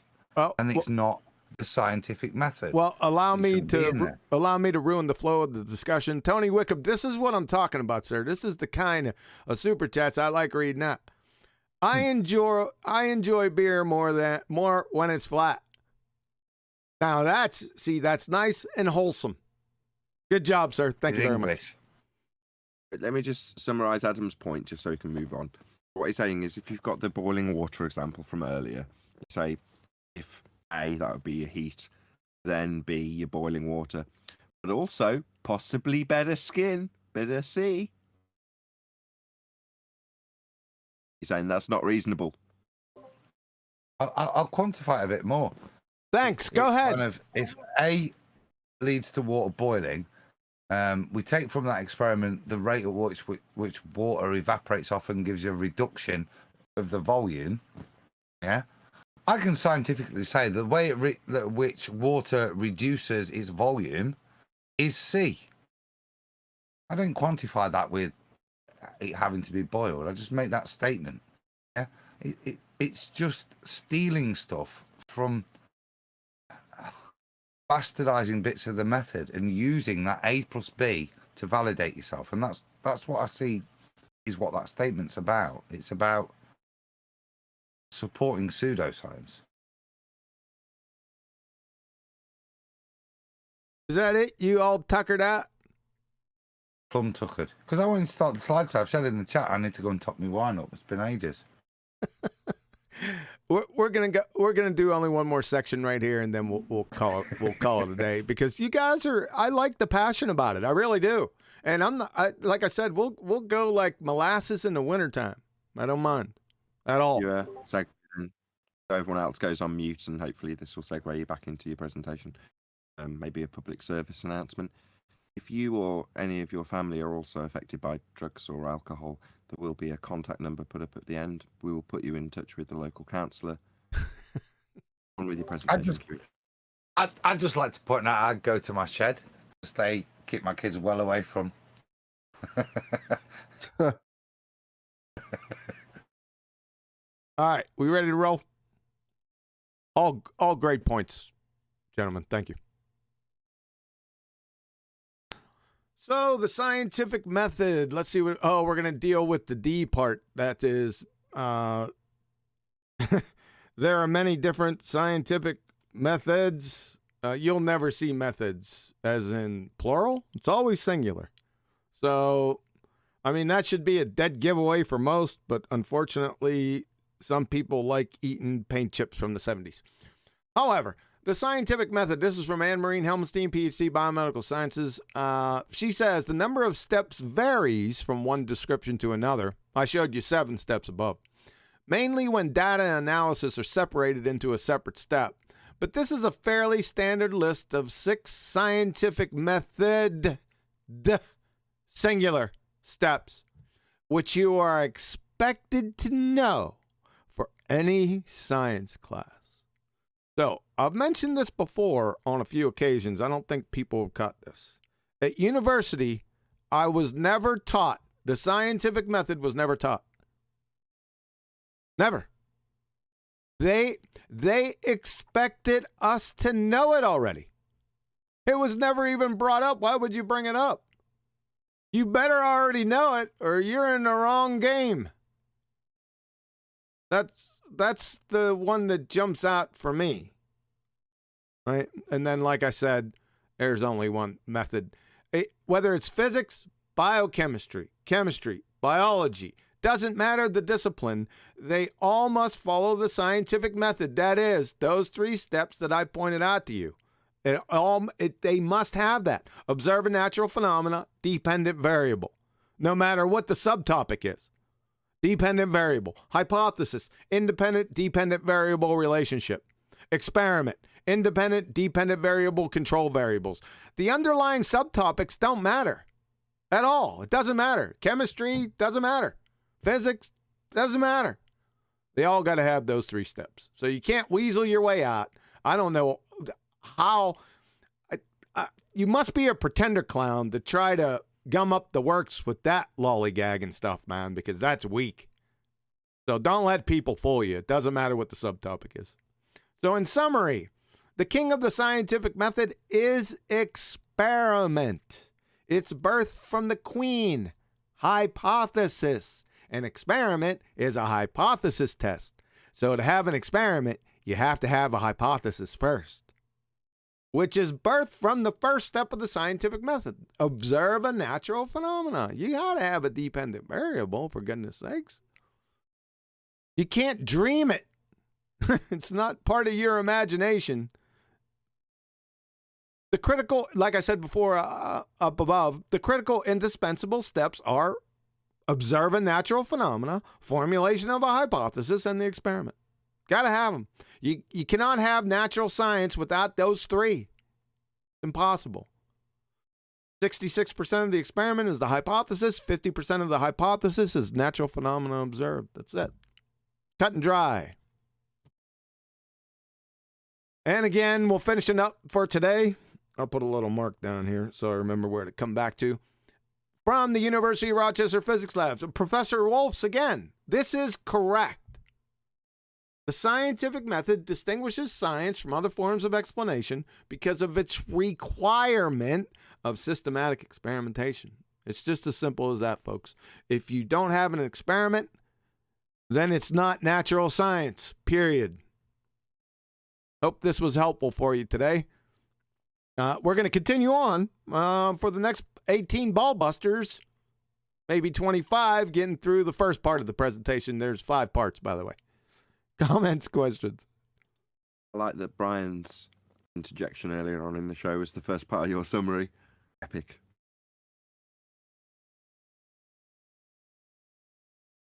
So talk away. Well, okay. So Brian was saying that his frustration is born out of people's bastardization, to use Adam's word from earlier, of the vernacular when it comes to hypothesis, i.e. scientific prediction, an experiment that hasn't happened yet. I think I called it earlier.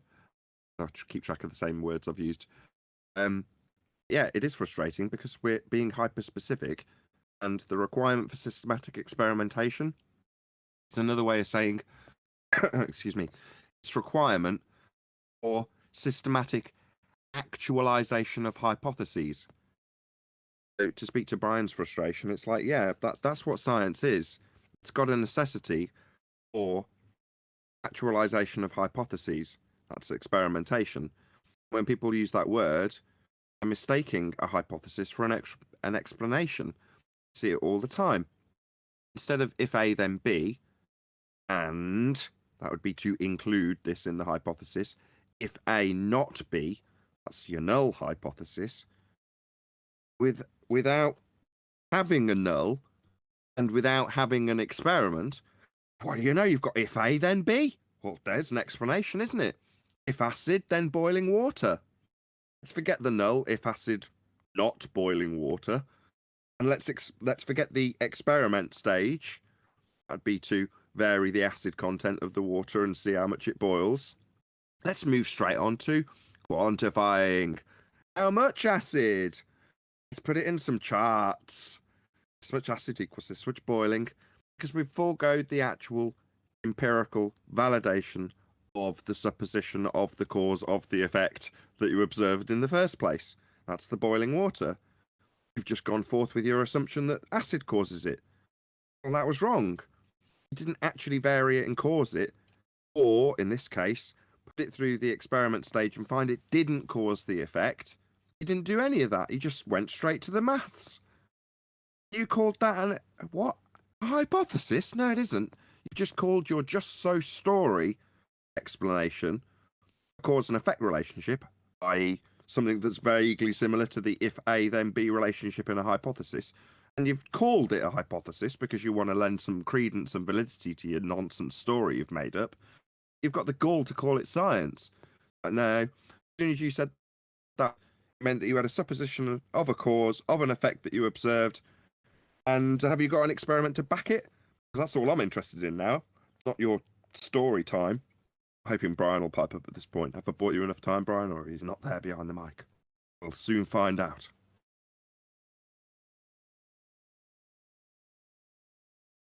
Of course I'm here, to be sure. I was listening the whole time. I don't know why you didn't play, but I wasn't here.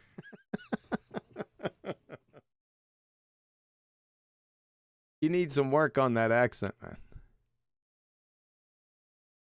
He's up the way. I thought that was Brian in Tesco's. All right, but everyone's been tuckered out, man. That's a good thing. I'm not talking about. I hope you get the point I was making earlier.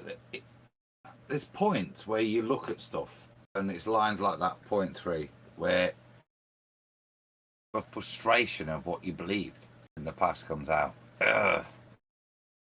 To give a million points where that's been validated. Adam has some hard beef with that point 3, man. He's on point 3, man. He's 5A and 3. He's got issues, man. 5A, I love. Yeah. Point 3, I'm not loving. It is not a friend of mine. Whereas 5A, meaning, frankly, it's my birthday next week, actually, Nathan, and I might invite 5A. Point 3 owes you money. Yeah, points. I swear. I'm thinking about having a word with Neil about point 3. To be honest with you, seeing what can be done. What I'm picturing now is a couple of intellectuals, a couple of professors watching the show, going, "Adam's just that guy like at the convention, just drunk and saying, 'You can't have C, you can't have it. It's not part of the method.'" Well, if I may interject, what do you mean it's not in our genre?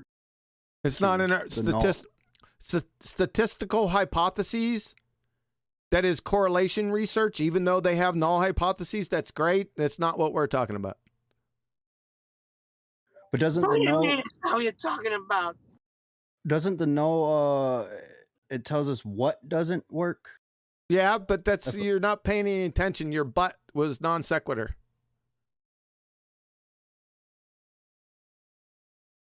Even though they use null hypotheses in statistical research, it doesn't have anything to do with the null that we're talking about. They use p-values. If you go ahead and we're not going to go through a p-value education here in statistical hypotheses. That's just not going to happen. If you want to do some extra, John, the way I'd put that is within that kind of realm, we have a multitude of outcomes. There's a number of statistical possibilities, but there's only one outcome with cause and effect. When we're dealing with science, we're dealing with cause and effect. When we're dealing with those kind of p-values, statistical outcomes, distributions, however they arrange that distribution, then we're dealing with uncertainties. We're dealing with things that we can't control, and therefore we need statistics to predict. What we're not dealing with is science of cause and effect. Exactly.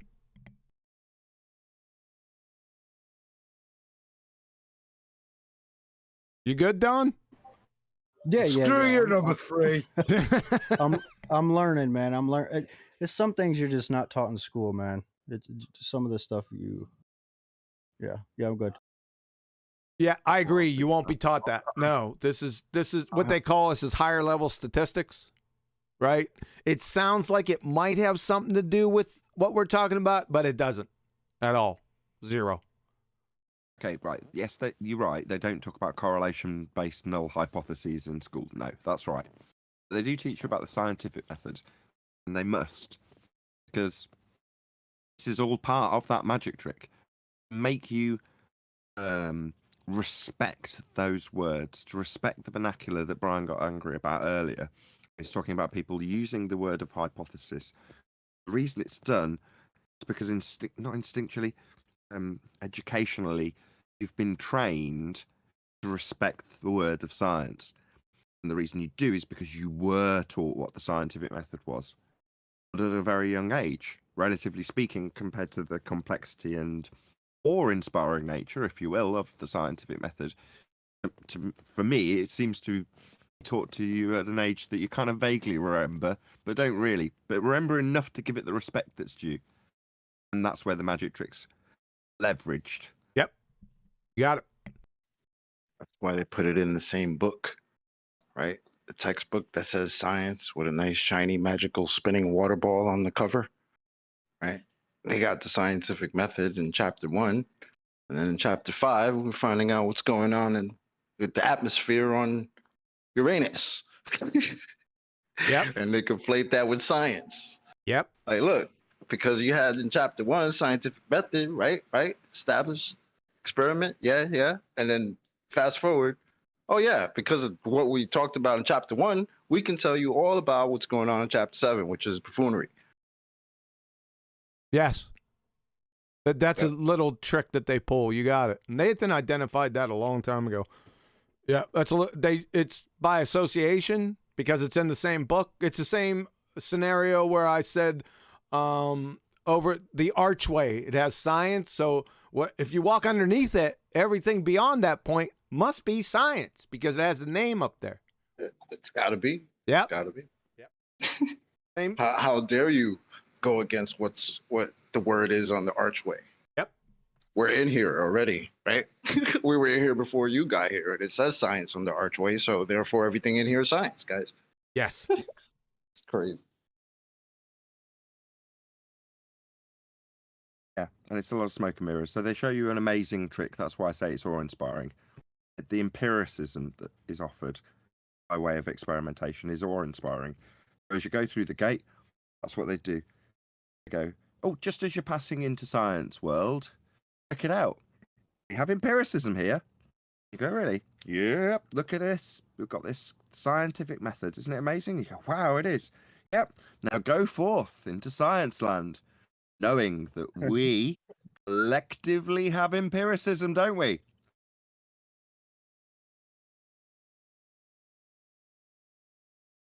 And then they show you a few smoke and mirrors. Yeah, let's go visit the evolution fair at Science Land. Right, John?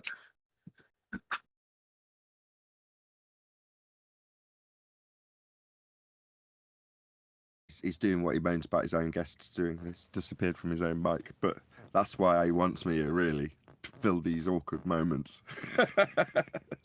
That's really my purpose being here. But that's okay. Yeah. This passion is all well warranted. All we're really interested in, this is flat earthers, by the way, not anti-flat earthers and definitely not globe believers. They're in blissful ignorance. We're actually interested in the nature of our world, and there's a method that offers you that. Now, when you find that out, you also find out that every single part of it's been hijacked by people that will lead you down the path of belief in empiricism, or when it fails, telling you how science doesn't prove things. I recently, in the last week or so, focused on M. Scott Veitch, telling his audience that science doesn't really prove anything. Like, I think another quote from M. Scott Veitch was, science has to empirically be capable of falsifying things, which is another way of saying that it's offering capabilities of falsification, therefore offers capabilities of proving things then. The two things are mutually inclusive. Disprove something, you automatically prove something. But then that's just the truth. And awkward when you've got something that changes with time, like a story does. And stories of having sky vacuums and gravity and sphere Earth, they're just stories. Now, as I said at the beginning of the show, sometimes when looked at as a philosophy or a tool to comprehend the sky, you could definitely praise the heliocentric model for what it actually offers. Problem comes when you reify it and then people vehemently defend it under the banner of science, which is the situation we're in 2021. A vehement defense under the banner of science of a reification of a model that was previously developed as a philosophy to look at the sky and understand some of its movements, not to be confused with a way of reifying the ground beneath your feet to curve away from you 8 inches per mile squared to a non-physical, claim to be physical geometric horizon that obscures your view, unless when it doesn't, it's not, and it's refracted with an R value that you've derived from it. You know, that's the kind of nonsense level that you get into when you go into anti-flat Earth if you slid down the hill. That'd be a hill from total ignorance. Oh yeah, of course we live on a sphere. Consensus says so. And so does science. You know, to we don't have any science. But we're not supposed to be turning underneath one reference frame. You know, those are very different worlds. But all we want to do here on the flat Earth side, if you like, in Brian's middle of the road, is actually go, right, okay, well, there is actually ways of finding out how our world is actually working functionally, and you can empirically validate some of the causes of the effects that we see. Well, that's the road I want to be on. One that at the end I can say with certitude, yeah, this is how it is. Why? Well, because it's been validated empirically, and the circumstances under which it was empirically validated left no option for it to be incorrect. The hypothesis, I'll keep focusing on Brian's point because it is critical. It's the element of the method that gives you empiricism. That would be to say that you have a situation where if A then B and if A not B cannot occur together. It violates the law of non-contradiction. A cannot both cause B and not cause B at the same time. And both are postulated in a scientific prediction. That's a hypothesis. And upon the systematic experimentation, only one of those two things can be proven. And at the end, that's what you get. Proof positive for one or other of the statements in the hypothesis. Either A causes B, or A doesn't cause B. And to speak to Adam's rage, which actually, I'm sarcastic though I am, completely agree with, peppering it in with, but also there might be a bit of C involved, is an outrage. It's like you don't need the C when you're validating that A causes B, or when you're doing the experiment, contrary to that statement, it completely ruins his statement. What about the contrapositive statement in your hypothesis? Wolfie, you've got if A not B. How is that, when validated through systematic experimentation, going to help with your expansion that you've peppered in? It doesn't, does it? If you validate the null, it doesn't make any sense anymore. Because at the end of the experimentation, the thing you might prove is that doesn't cause it. You've still proven something. Hence the majesty of the method. You know, why I say it's awe-inspiring and why they put it at the gates of science land. Because it is. Wow, so you prove things. So therefore, after this gate, what you'll say is proof then. You can take it to be proof. On you go, next person. Check out our amazing method before you go into the gates of science land. Very well said. Did you get your coffee? I had to feed the cat. Were you looking for me? Yeah, but I know why I'm here now, though, don't I? No, I just had to feed the cat. I just had to step out for a second. I thought I'd get away with it. Another case of pussy dependency. Hey.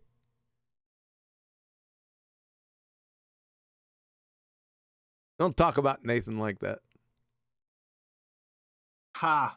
Uh-oh. Hey, let's go through. Let's get any comments, concerns, questions, channel shout outs. We'll go right down the list. I'm sure, Nathan, you can't do that right now, so I'll do it. Arwen, guess what? What? You're up. Hello. Hi guys. Yeah, it's been great to have another Ballbusters live, 2 in a row. Good on you. You owed us. And so Where now to that what debt the is heck repaid. are you talking about, man? Right. So yeah, me personally, I've been streaming on D Live this last week. Nathan already brought it up, I think. But yeah, I will be back on YouTube this Monday on Arwin channel. So I hope to see you there in chat again. It's surprising, by the way, how many subscribers I've gained while not streaming. It's been more than the entire rest of the year. So yeah, really, I'm not even kidding. No, But go ahead, finish up. it's all good. Great show again. So many talking points. To be fair, I was actually kind of dual watching Martin Liedtke's stream. So literally two voices at the same time. It's an interesting experience. But I know for a fact this was a good show, and all the comments that were made were high level. It was very informative, and thanks for having me. You hit Okay. 2K? Okay, you two-timer. Go ahead, Almost, Nathan. I'm almost there.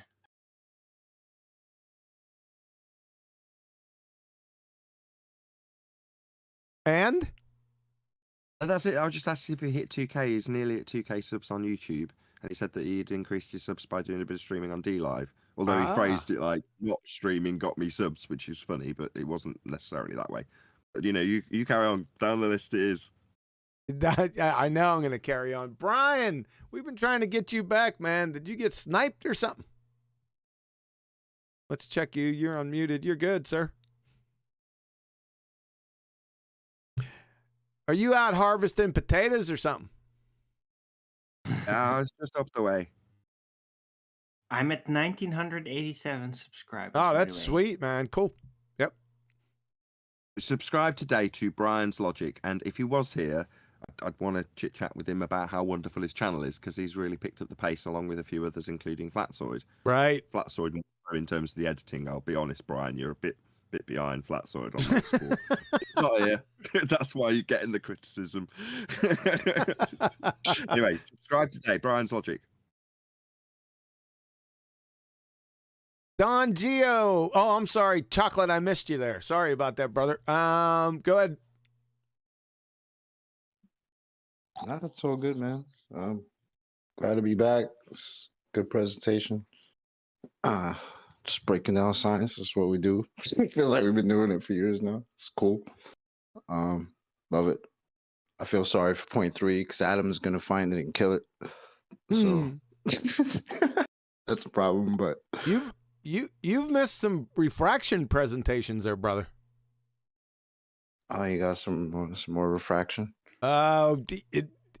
Pivotal refraction presentations. QE Live and the last Ballbusters. I would probably head back there on the channel. You may need to go over those. Not that you don't know the points, but I would go back there and do that. And then the numpty clips, you've been missing. Yeah, I got a lot of shit I gotta catch up on. My hours just been crazy, so you know. Just tell her to go shopping or something.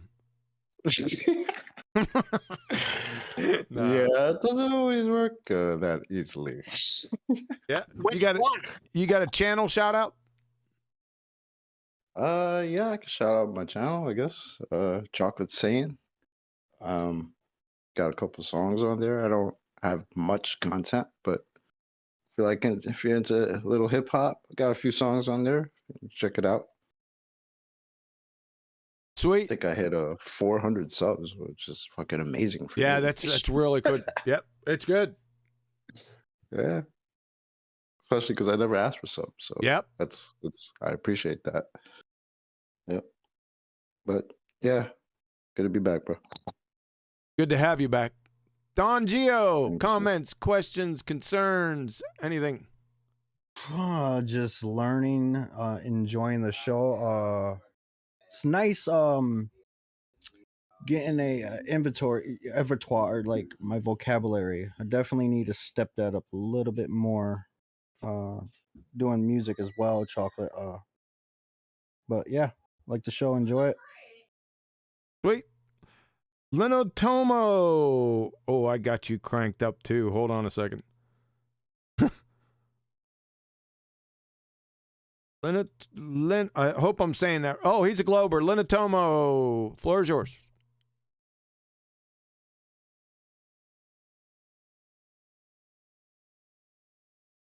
Thanks. Thanks for coming. Max Class. I think you're good. I just wanted to say, great show. On your next one, are you going to add more citations for the scientific method? Citations for, I'd have to look at it. That would be great, rather than the Rochester one. Have you got any more?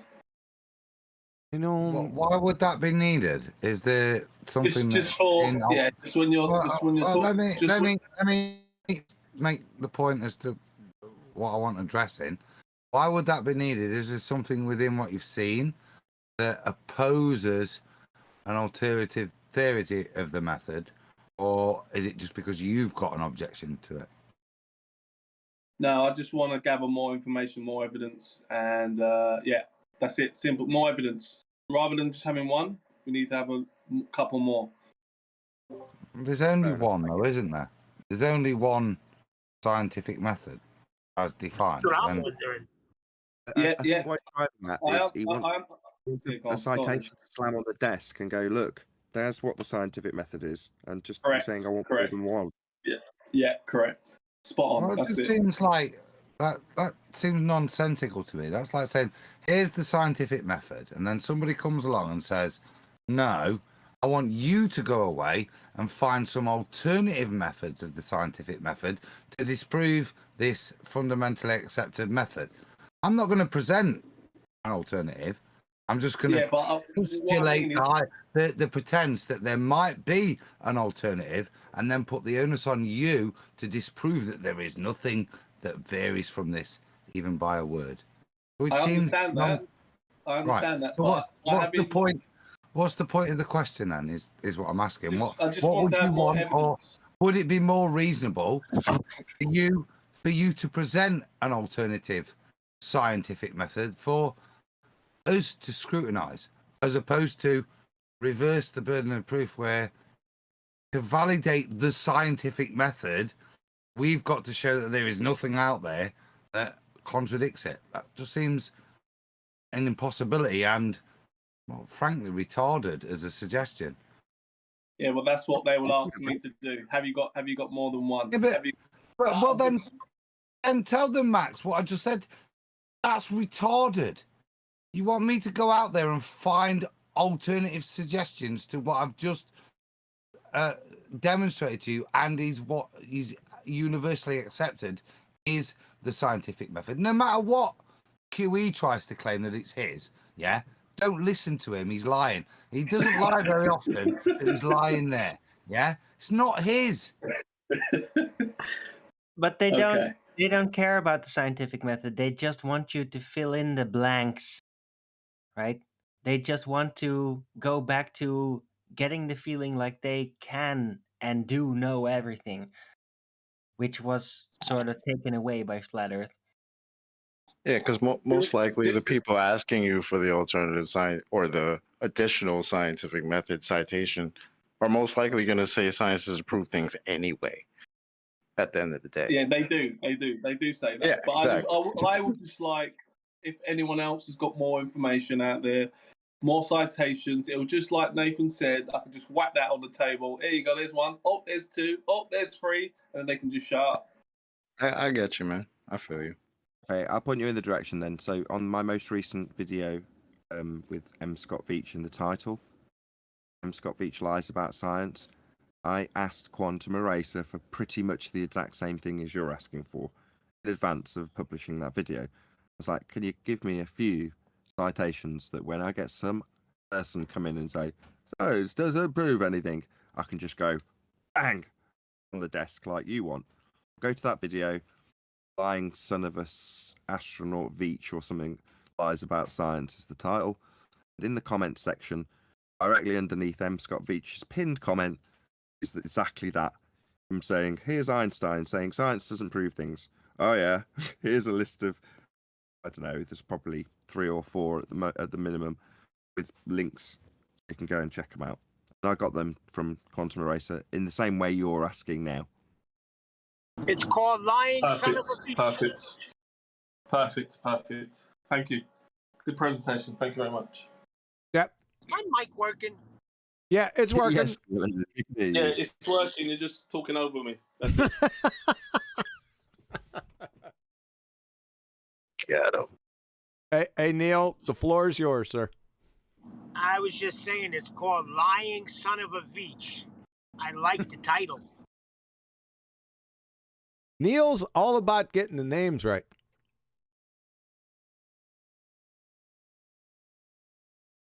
That's the trouble. They are lying son of eachers. Yeah, masculine. And the reason it frustrates me, I'm getting very frustrated tonight. I don't know what's up with me. Boris lost again. It's probably that. But mass class, the point I'm saying is, it's not for you to go away and provide numerous more citations. If the citation you've given is not acceptable to them, then ask them to present something that contradicts it and support why it's valid against what is within your citation in with regards to opposition. But other than that, it's not for you to run away. And It's also for me to do my homework as well. And when I'm talking to him, to have a better understanding and say, look, I've got this citation, got that citation. What do you have? Yeah. Yeah, go on. Yeah. Sorry, bruv, then I misunderstood the question. I thought you were like looking for apologetics, which we don't need to do. Frustration, Adam. So I'm going to back up Adam and hopefully lend credence to what you're also now saying, oh, I got it wrong. No, you didn't. Your outrage is expressed at the fact that citation isn't the point. The method's the method. Citation isn't your argument, and if your argument is the method, just knowing the method is enough. I'm lazy as hell. Other than dispensing with commenters quickly, I don't typically care about actually providing citations because my argument is my argument. I don't need a citation. Or what does a citation do then? Well, it supports your argument. If you're in an argument about the scientific method, just know what the scientific method is.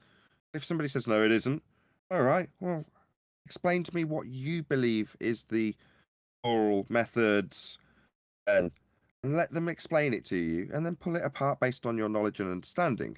As opposed to, I think this is where Adam's frustration was misplaced slightly, you giving a citation and then that's just not good enough.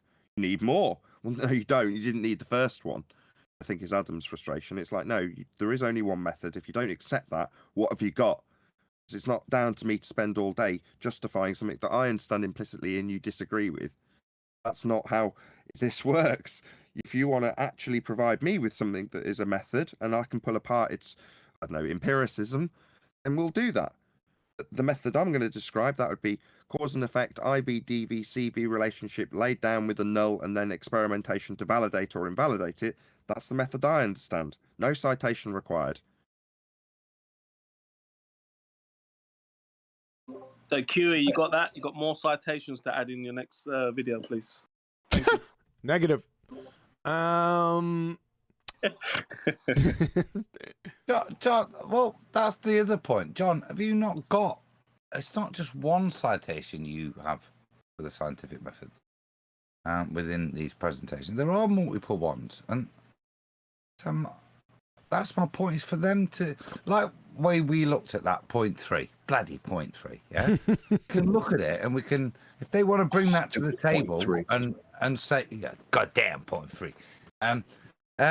They want to say that's valid. We can look at it with regards to our understanding and say, well, what's C got to do with A leads to B? Yeah. And we can analyze it and say, actually, lovely. I appreciate your description of what you do day to day. Well done. It's brilliant. But that point 3 has got nothing to do with the scientific method. And you might want to bring it in there and we can see the perversions from it. But validate it within the understanding of cause and effect. And that's what's useful as a sentient human being. You understand what the scientific method brings. Cause and effect relationship, A to B. C's got subtle to do with it. So even if they do want to flim-flam you, and as infuriating it is sometimes to see that, we can all see it as well.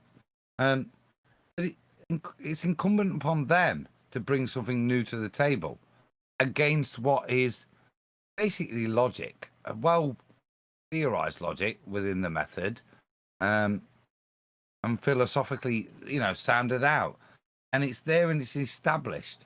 And there's multiple citations that will describe the same thing, not in exactly the same words, but the semantics of it have the same meaning, So for me, dude, I wouldn't play their game.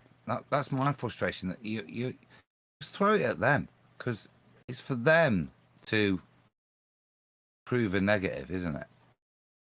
There you go. That's the positive to come out of this. Who was it? Was it Don that asked that question?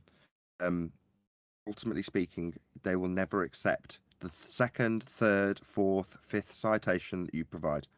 So in this respect, I thought you were being sarcastic at first, because I've not had the actual presentation up. I've seen enough of quantum Morrison's presentations to know they're riddled with citations. And there's plenty to take away from the presentations. There will have been lots of citations in there. In fact, it was wall-to-wall citations. That's what the presentation was. No, So I thought I've seen this one before, and it's exactly the same citation. That's why I wanted a different one.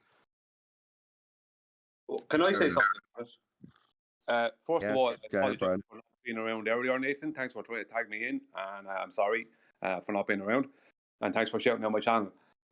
Just ask them where the method that you're presenting fails, and just say if they feel it fails, to point out where it fails, improving a cause and effect to a naturally observed to something natural in the natural world, and ask them to present an alternative one that's better, and that'll be the end of it, because they can't say it fails, because that'll be a lie. And they can't present an alternative, because there is no better alternative. If there was, that would be called scientific method. So you say let them come up with an alternative rather than the method that there is established already. Yeah, just ask them where the one you're presenting fails. Just ask them, where does this one fail, and have you got an alternative that's better? And they'll have to they either have to just straight out lie or be totally honest, one or the other. And it'll be very obvious to the audience or whoever's reading it or whatever, what the truth is. When you give them the method, they say they only pick one or two. They observe, and then that's it, they're clear. They don't follow the steps. Well, that's a different story anyway. But they'll skate around it, won't they?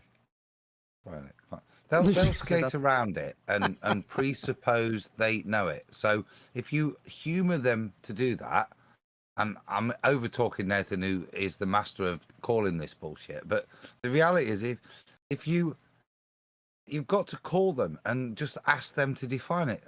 Succeed. Don't defend your model.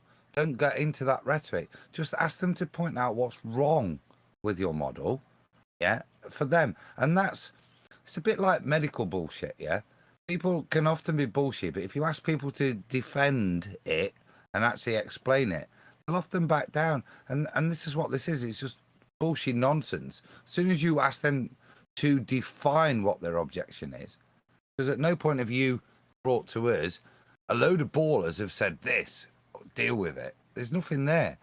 All you've got is rhetoric of, oh, your claim, the scientific method's nonsense. And we can that's exactly what they say. That's exactly what they say. And they say you don't really need to do scientific method to do science. That's what they say. that's exactly what they say. And then you think to yourself, what the hell? What's going on? What is going on? Am I the only one getting it? And all of these are not getting it. I don't get it. It's just frustrating, bro. Exactly as you describe what they say, I laughed. That's all I could do at that. That's exactly what I would do at that point. Like, what are you even talking about? You don't need the scientific method for science. Are you out of your mind? Like, what are you talking about? So then, if I don't need it, why are you even asking me for an alternative scientific method or an alternative citation? Exactly. It just I sounds like you go away and look for more citations to back up what I'm saying. Exactly. Yeah, they're just wasting your time. They're spinning your wheels so that the argument goes nowhere. That's what they're doing. It's tactics. That's all they got, man. That's all they have left after all these years. All they have left are tactics, right? Because for years and years they declare we got science for this, science for that, science for everything under the sun, right? All of a sudden, what are they saying the past couple of years? Science doesn't prove things.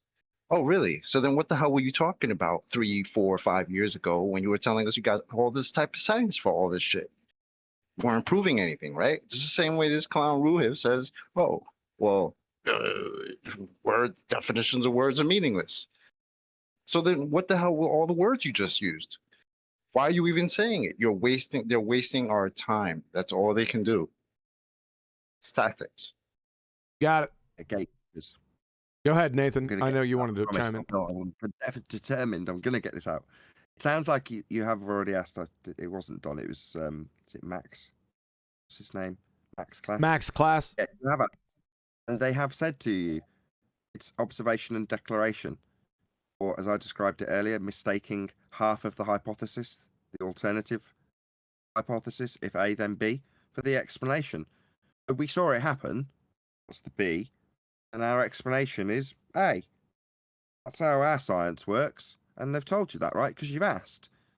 So there's nothing more to it. At that point, you go, where's the empiricism? And they might tell you, well, it's repeated. And you go, why does it need to be repeated? Well, because they've cherry-picked parts of the method, and then they're lending credence for their partial application of it with a just so story. And then they'll take another bit, which is the repeatability aspect of systematic experimentation, and say, I've repeated the observation.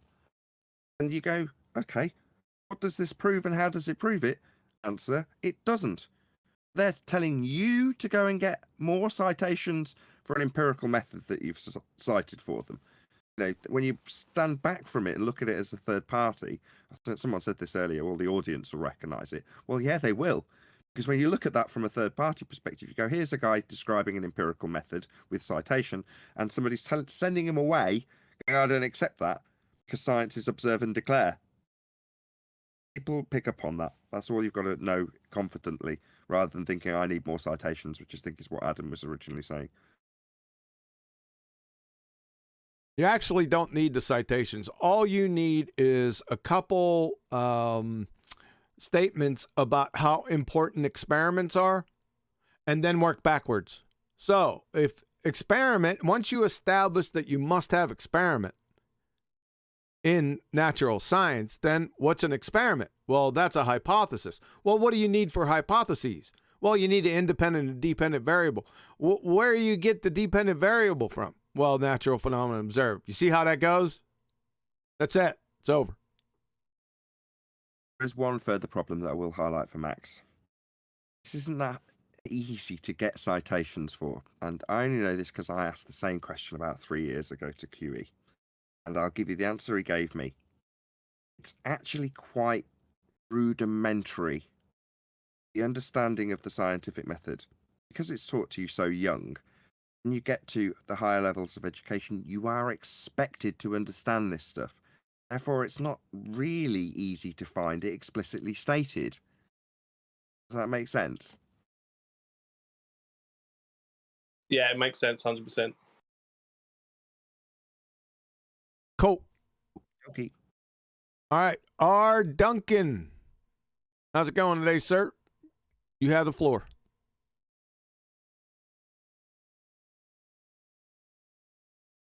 He might have some mic problems. Let's see if he pops back in. Have you skipped Neil on purpose? No, I went to Neil. Wake up. All right. I Adam. didn't want him shouting at me Monday. Now, we already got Neil. Neil's good to go. So, R. Duncan, yeah, you come back 1 second. Let me take you off. How's your mic working? Yo. Yeah, I got you now. Floor's yours, sir. Questions, comments, concerns. It's all you. Awesome. No, I follow you guys like every day, and I work at a big warehouse, and I like made my stance clear on flat Earth, and basically everyone just laughs at me. There's maybe like 2 or 3 people that like are like, oh, that's cool, like hear what you got to say, but the rest just basically say like, oh, well, what about gravity? Oh, well, what about the horizon? And I'm just like, so I just like ask them like, okay, like, what about gravity? What about this? Basically, what they have to say back is just like, they're speaking like Klingon. Like, it literally makes no sense what they're saying. And I asked them to define it even more and more, and it just goes into this la land of fake science. Oh, well, you're not a scientist, so you don't know what you're talking about. I'm like, well, you guys don't know either. So, like, Ask them for a radius. Just ask Yeah, I them knew where it was there. their measured curvature is. Watch their faces. yeah, well, like the one that really gets me is like the water one, where you're like, oh, the geometric horizon, basically like, yes, you're just like, oh, well, water sticks to the globe because of gravity. Just like, what? Like pretty much, if I try to get them to explain it, they just go into this like fucking Star Trek universe that doesn't exist. Tell them to give you a radius. Wait a No. second, Neil. Are you saying to ask them to give you a radius? Is that what you're trying to say? Yes. Basically. A radius. Basically, and then they'll be like, oh, well, as soon as you ask them like for like actual proof, they'll just quickly move on to another subject. Oh, well, what about satellites and stuff? And like, oh, they orbit the Earth and blah blah blah. I'm like, okay, like show me a picture. And then as soon as you ask them for like specific evidence, they'll just move on to different topics, and it's just like a never ending like. That's where you keep them on topic, right? If you've asked them for a radius measurement and where they got that from, and they say, but satellites. Oh yeah, but you needed the radius to put the satellites where you think they are in the first place. So back to the radius, right? You keep them on point because you're the one that you see. Because I do this a lot at work too, right? They run around like what you say is right. They run around as soon as you ask them something very specific, they jump to something else because they have no idea what the hell they're talking about. Most people, right? So, am I still here? Yeah, you're still Yeah, here. yeah. Okay. I'm engrossed with this chocolate. I want to expand on from this. Keep going. No, no, I'm just saying, like you have to keep them on point because you're the one that's coming in with the knowledge, right? They don't know where they got their radius measurement. They probably don't even know what it is, right? So of course they're gonna jump to this and that, space and satellites and all that. You keep them on point, right? I blew up a couple of coworkers' minds when I hit them with the black swan because they understood like, holy shit, that can't be right. But not everybody is going to get that, right? There are going to be those that are never going to get it. So No, exactly. don't waste your time with those guys. You know what I mean? Yeah, they just go once you like mention like actual facts, they just go into like a fluoride stare. They're just like A fluoride stare. Yeah. I've gotten that a lot. I've literally gotten somebody putting their fingers in their ears and walking away like I can't have this conversation. La la la la la. He did that, and I was just like, am I seeing this right now? What the hell? But people get like that, man. But you gotta come in knowing you got the upper hand, right? Oh, exactly. No, I appreciate the support. Yeah, it's definitely All it's day. definitely when you have like 200 people in your warehouse, and they're all switching. I'm the same way. I work in a big warehouse too, and I've sometimes had the whole floor talking about it. And all I'm saying, hey, all I'm looking for is the measured curvature, guys. I don't understand why nobody can respond to me here. Where is it? You want to start with something real funny? Ask them to define curvature. That's a trip. Let me bow my way in here. 1 second. Hold on a second. That's not quaffable. 1 second. Shout out Tony Wickham. Super chat. The ballers don't like the scientific method. It's like Scooby-Doo. We would have got away with it if it wasn't for those pesky kids. I really mean the scientific method. Shout out. You're right, Tony. Right on, brother. Thank you. Go on. That guy that was just a second ago. Debunking. I'm hoping you've inspired me, and chocolate will be the route to more information coming the public's way in this regard. I'm just going to expand on this. Please, I beg your indulgence, QE. So, basically we've got an expert on the panel almost daily, and that's Chocolate saying, because he's out in the real world dealing with this, with globe believers, people who are on a normal level, the people I described that are blissfully ignorant and just on a globe by coincidence because it's the nationwide religion. They're unaware of that. And that's the level that Chocolate deals with. And you've just described that, Duncan. You're describing your frustration with dealing with normal globe believers and how they behave. And now we've got this distinct difference, let's see, of me, of anti-flat earthers versus globe believers. There can be a line drawn in terms of the approach that's taken with each, because it is distinctly different. The approach that you take with an anti-flat earther is definitely not the same as the approach you take on the warehouse floor with a normie globe believer who's very different, wired completely differently for a start. So that will mean moving forward, hopefully I can lean on Chocolate for more information on this, and we can start distinguishing. This is the subject, I don't know, Coriolis effect. This is how it's going to be broached if you're just dealing with man on the street. And this is also how you deal with it if you actually cross paths with a fundamentalist religious globe believing zealot, now renamed anti-flat earther, on the circuit here in this little corner of the internet. So there'll be a divide, thanks to your comment today. So you've inspired me, and Chocolate's, my leverage to get this out, because I don't know how to do it. So I hope you're ready, Chocolate. Awesome. Thanks, Nathan. Thanks, guys. I appreciate it. Thanks for letting me have the floor. And yeah, have a good day, boys. You too, sir. Thank you. Scrat. Hey, good luck, brother.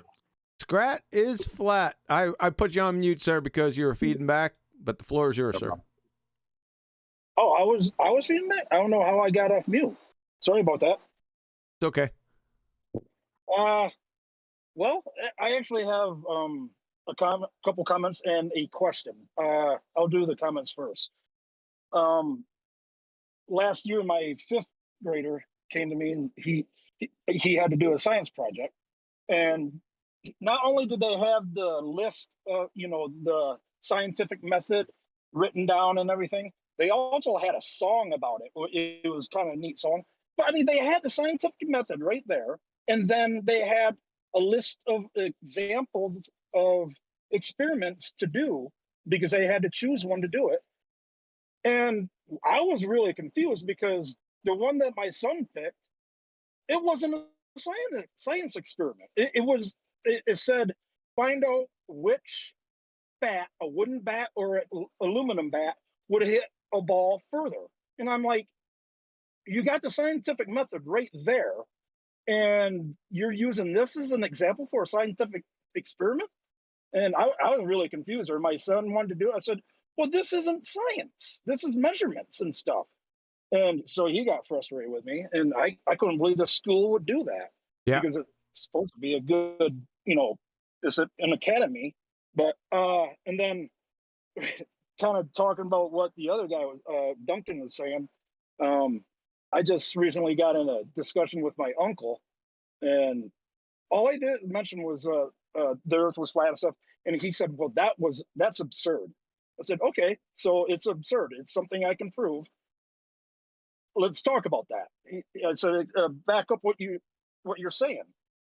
And he's talking about satellites. I said, well, those satellites are in a place that can't exist.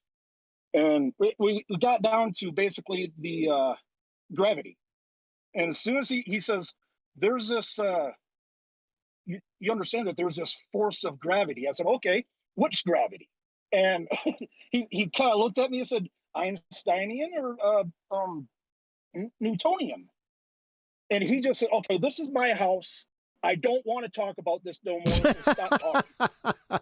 Oh, this is my house end of argument thing. Oh, he Wow. literally said that. And as soon as, shortly after he said that, I told my wife, it's time to go. It's my house. You know, I love that when they say, "Oh, that's absurd."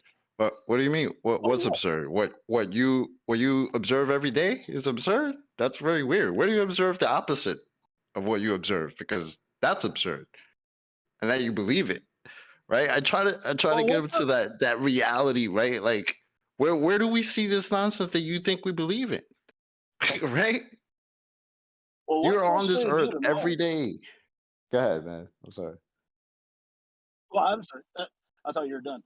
What frustrated me the most was that when he said that was absurd, and I said I can prove it, he wouldn't support why what I say is absurd. It's like you just made a claim that something that I can say I can prove, and you won't support why that's absurd, and that's what frustrated me the most. Sure it would. Yep. And now my question. This might be a stupid question. I don't know. Is chemistry science? Yes. Okay, so No. Uh-oh, you got Adam. You got Mr. 3 coming out at you. Listen, we already went over this. In chemistry is one of those. I put chemistry and biology. I italicized them because some things you have a lot of synthetic chemistry.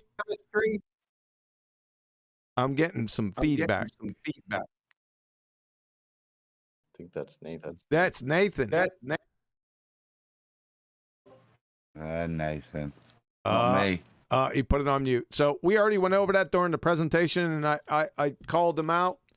Parts of it are synthetic, so you have to be careful. You have to look at, you can't take a term and broad brush it. You have to get down into the specifics, especially with the ones that I listed as real sciences. If you go back in the presentation, you'll see it. okay, now my Well, question. just one more bit on that, dude. There's that bit that John subcategorizes chemistry: organic, physical, natural, and synthetic. There's also the point of our, I won't repeat it, but what I interjected at the start at point 1, which is our understanding of chemistry. And I think it's important to understand how we view things is not science. And that was the point I wanted to make, at the beginning, that that's not the science. There's plenty of science in chemistry. But as for little X's orbiting an Fe or a copper ion or a H2O, those images that we have of chemistry aren't the science. They're a model that help us understand the implications of the science that we do in chemistry. Does that make sense, dude? Yeah, well, the reason I was asking was the number one, or one of the things that I remember Kiwi emphasizing was that there can only be one deep independent variable, and it's independent. Now, in chemistry, like if you're trying to figure out a natural chemical reaction, what causes that?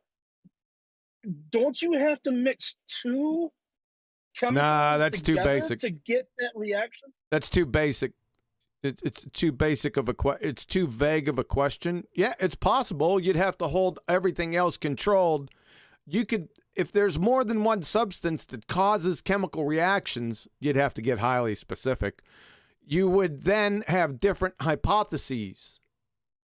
So there's only one independent variable in a single hypothesis. You can't get around it. It's just like the theory of plant growth, right? There's many things that contribute to the theory of plant growth: sunlight, water, nutrients, right? But each are independent variables by themselves, and each have to be experimented on from a single hypothesis, one at a time, with everything else controlled. You follow? I think so. Just a quick question. I want to make sure that this falls into what you just said there. So if there's if you see a chemical reaction and it turns out there's 3 or 4 different chemicals that will cause that reaction, that's what you're talking about. You'll actually have to do several different experiments, or yeah. Am I making any sense? No, John, let me have this, because Go ahead. It sounds like this gentleman is as outraged, as absolutely outraged, and understands the point why I was so outraged at point 3.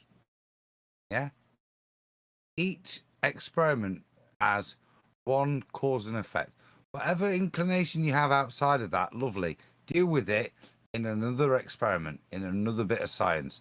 Don't stick that crap and use your presupposition that you predicted that might happen as well outside of your controlled experiment, yeah, and then present that to me as science.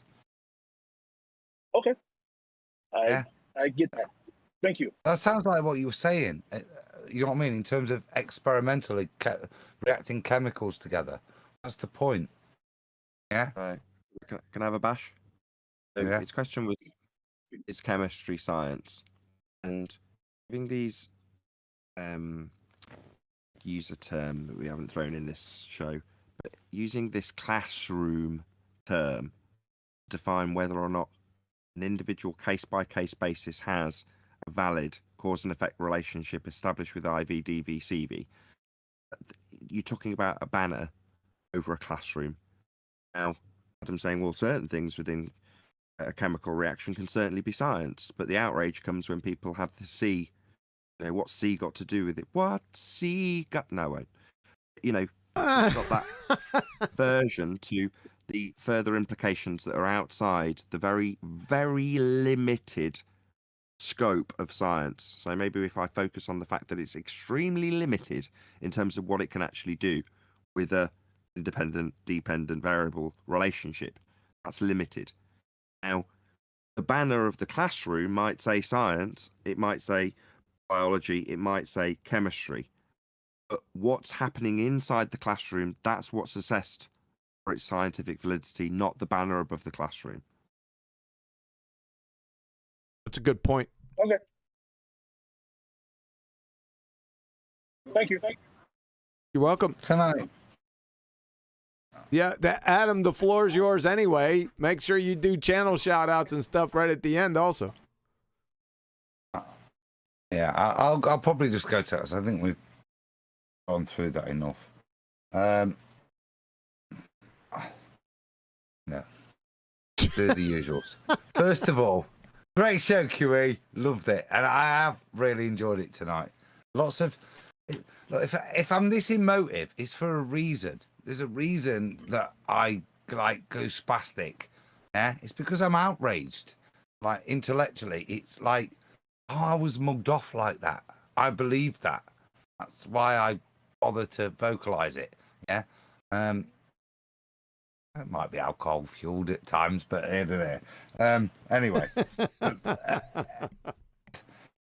Tonight, first thing, Orwin is short of 2,000 subscribers. So if there's anybody out there, Dave, if you could spam his channel as well as yours that's coming up shortly, I'd love to see Owen over 2,000. He's a gent and a proper truther, man. He's not earning a living out of this. He's scrimping to do this for a passion of bringing truth. So shout out Owen. Second shout out is another truther who's disappeared. He's probably gone Tesco's again. Brian. He's heading off to see Wolfie. So I just want to give him a shout out. Again, Nathan, if you know when it is, this debate with Wolfie, which is just another great example of ballers. I was chatting with Brian, it was in the war room.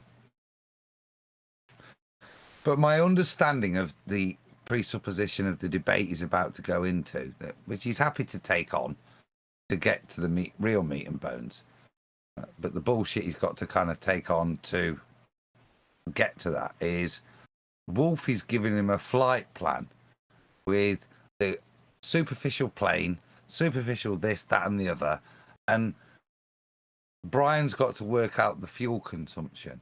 He's giving him some apologetics, being the gentleman that he is. But the point of this is, it kind of goes back to what we've been saying, and what I got a little bit arsed with Mass about is, what does that prove? And this He'll wipe his ass with that shit.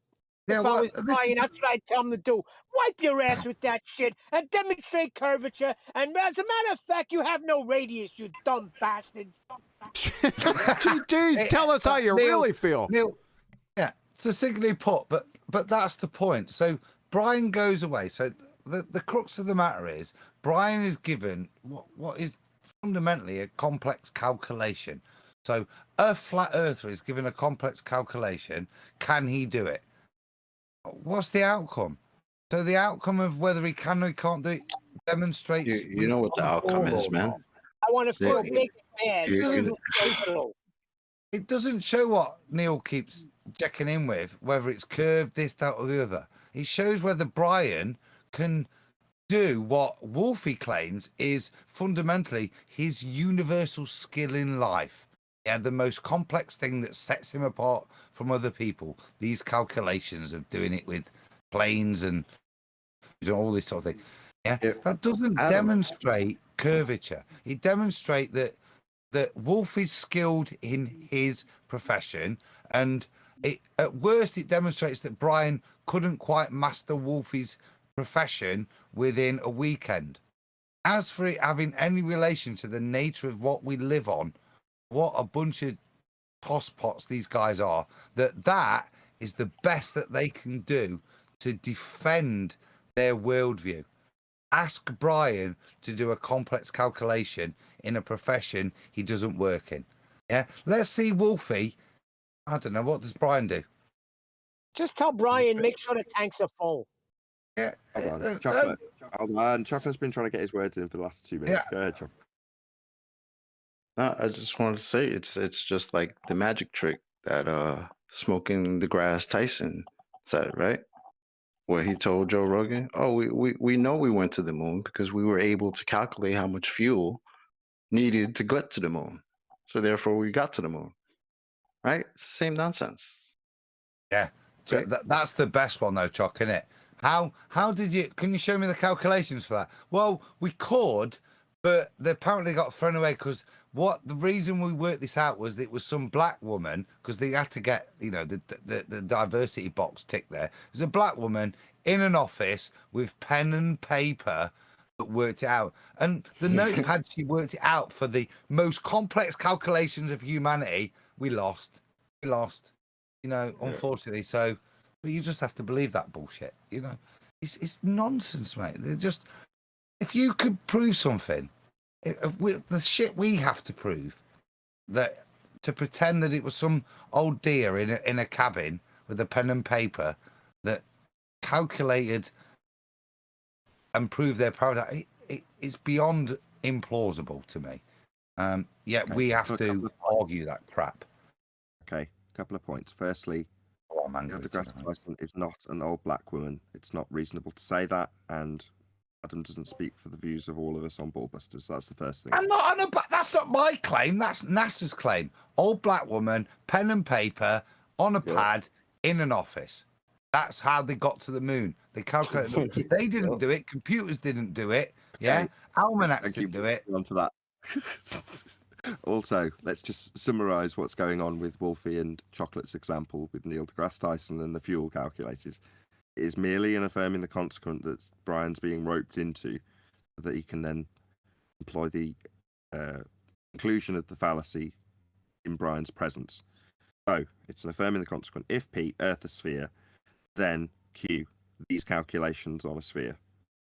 My calculations on a sphere, therefore globe. That's what will be employed by Wolfie and was being employed by Neil deGrasse Tyson. So, it couldn't not be a journey to the moon unless these calculations that included sphere calculations, therefore a sphere. Obviously, therefore they went to the moon. That's all that's happening. I'd just like to point out before anyone that neither the age, the sex, or the ethnicity was clarified by me in that, or searched out by me. That was part of NASA's bullshittery when they validated their bullshittery. They were the things that validated the fact that it must be true. She was old, she was black, and she was a woman. I heard that, Adam. Yeah, you're right. I think Nathan was just joking, saying that you were calling Neil deGrasse Tyson a woman. I think that's No, stop. Everyone stop. Right, let's bring clarity. Adam's just giving clarity. It wasn't Adam saying it. It was NASA saying that Neil deGrasse Tyson was some old black woman scribbling stuff. Yeah, they were the credentials that they gave her to make sure you know it's true. She was not only old, she's not only a woman, but she was also black. Now, in today's modern world, you can't argue against that, motherfuckers. Yeah, you can't. That's truth. If they've got those qualifications, it's not arguable against. Now, they were foresightful enough to put those credentials in 20 years in advance of today. Genius. Maybe 30 years. Absolute brilliance from their part. And I say it tongue in cheek, but reality is they did do this. They are the credentials that validate how we worked out we went to the moon. And that's all fundamentally that's there. Her name is Katherine Johnson. Yeah, shout out, Catherine. Respect. Good genius. Look, I'll read it out. Katherine Johnson, the human computer, right? This is the quotation. Katherine Johnson, the human computer, the third African-American woman to get a PhD, who helped NASA put an astronaut into orbit and then helped put a man on the moon, inspires me with her pioneering legacy to break barriers and to challenge norms as a teacher and a woman of color. End quote. She's a badass. It's all a script. It's all a script, man. Yeah, man. Americans Well, not call that, that if it happened Johnson. today, she'd have to be a lesbian too, who was pretending to be a man. You're racist if you So say is she Wolfie. didn't work it out. Yeah, aren't you? right. If she didn't do that maths, you're racist. You saying a black Yup. woman can't do that maths? Being That's 16% the black, I just go wherever I interwebbing like. of the narrative. And this is in National Geographic. Back to Wolfie. Back Well, to Adam's Wolfie. making great points. I mean, I definitely Yeah, it 100% agree with him. Consider the scientific discussion in a community center in California or Texas. How would those two differentials play out? I'm not American, but what I would say is the validity of those statements would be defended much more vehemently, not on their scientific merit, but on their source identity politics. And I say I give credit to NASA to what they did there. If you look at that, it's absolutely genius in the 60s to give all of that validity to all of those identity politics. So it's really so defendable, because look at all the box it ticks. Look at the number of times it's going to come up in your year. NASA, this, Black History Month. Look at the reaffirmation that's going to be in those statements. It's noticeable to a geek. Weren't we talking about that the other day? He said to a Everything geek. changed. Everything changed around that moon landing. That was great, Adam. All right, Nathan, want to finish this up? Yeah, I got in there before you. So you want to finish this up and take us home, because guess what's coming? Don't know. Wingies. Wingies, Okay. baby. Wings. We don't have them in New York. I'm serious. There's a damn shortage of wings. You cannot get wings in New York. I sure hate it for you. Neil, I've heard of a place, but you do have to be both sophisticated and vaccinated to get them. I can get you in. I can get you in, bro. Sophisticated, bro. Get me in. Get me in. All right, Nathan, floor is yours, sir. Take us home. So this will continue. So obviously we've only partially got way through some of the science presentation in this one, but it's been more discussion based. So next Ballbusters, which is in 2 weeks on this channel, so Quantum Eraser, or 1 week if you're watching this on the re-up on my channel. So be here or be sphere for the next Ballbusters, where we will cover more of the scientific method. Obviously, a massive thank you to all of you who tuned in live, smashed the super chat, and all that good stuff. I've currently got a show going out on my second channel, which is brand spanking new Flat Earth Debate, uncut and after show. Due to the prolonged nature of this extended Ballbusters, you'll be tuning in right at the time that the after show starts, because it's been broadcasting since about an hour and a half ago. So good stuff. Go and tune in there. I've spammed the chat with that. Another massive thank you to all of today's live participants in the public section of this show. Thank you very much indeed for joining. Of course, a massive thank you to all of the Ballbusters themselves and Quantum Eraser for hosting the show. I've been Nathan Oakley, and I will see you all in the next Ballbusters.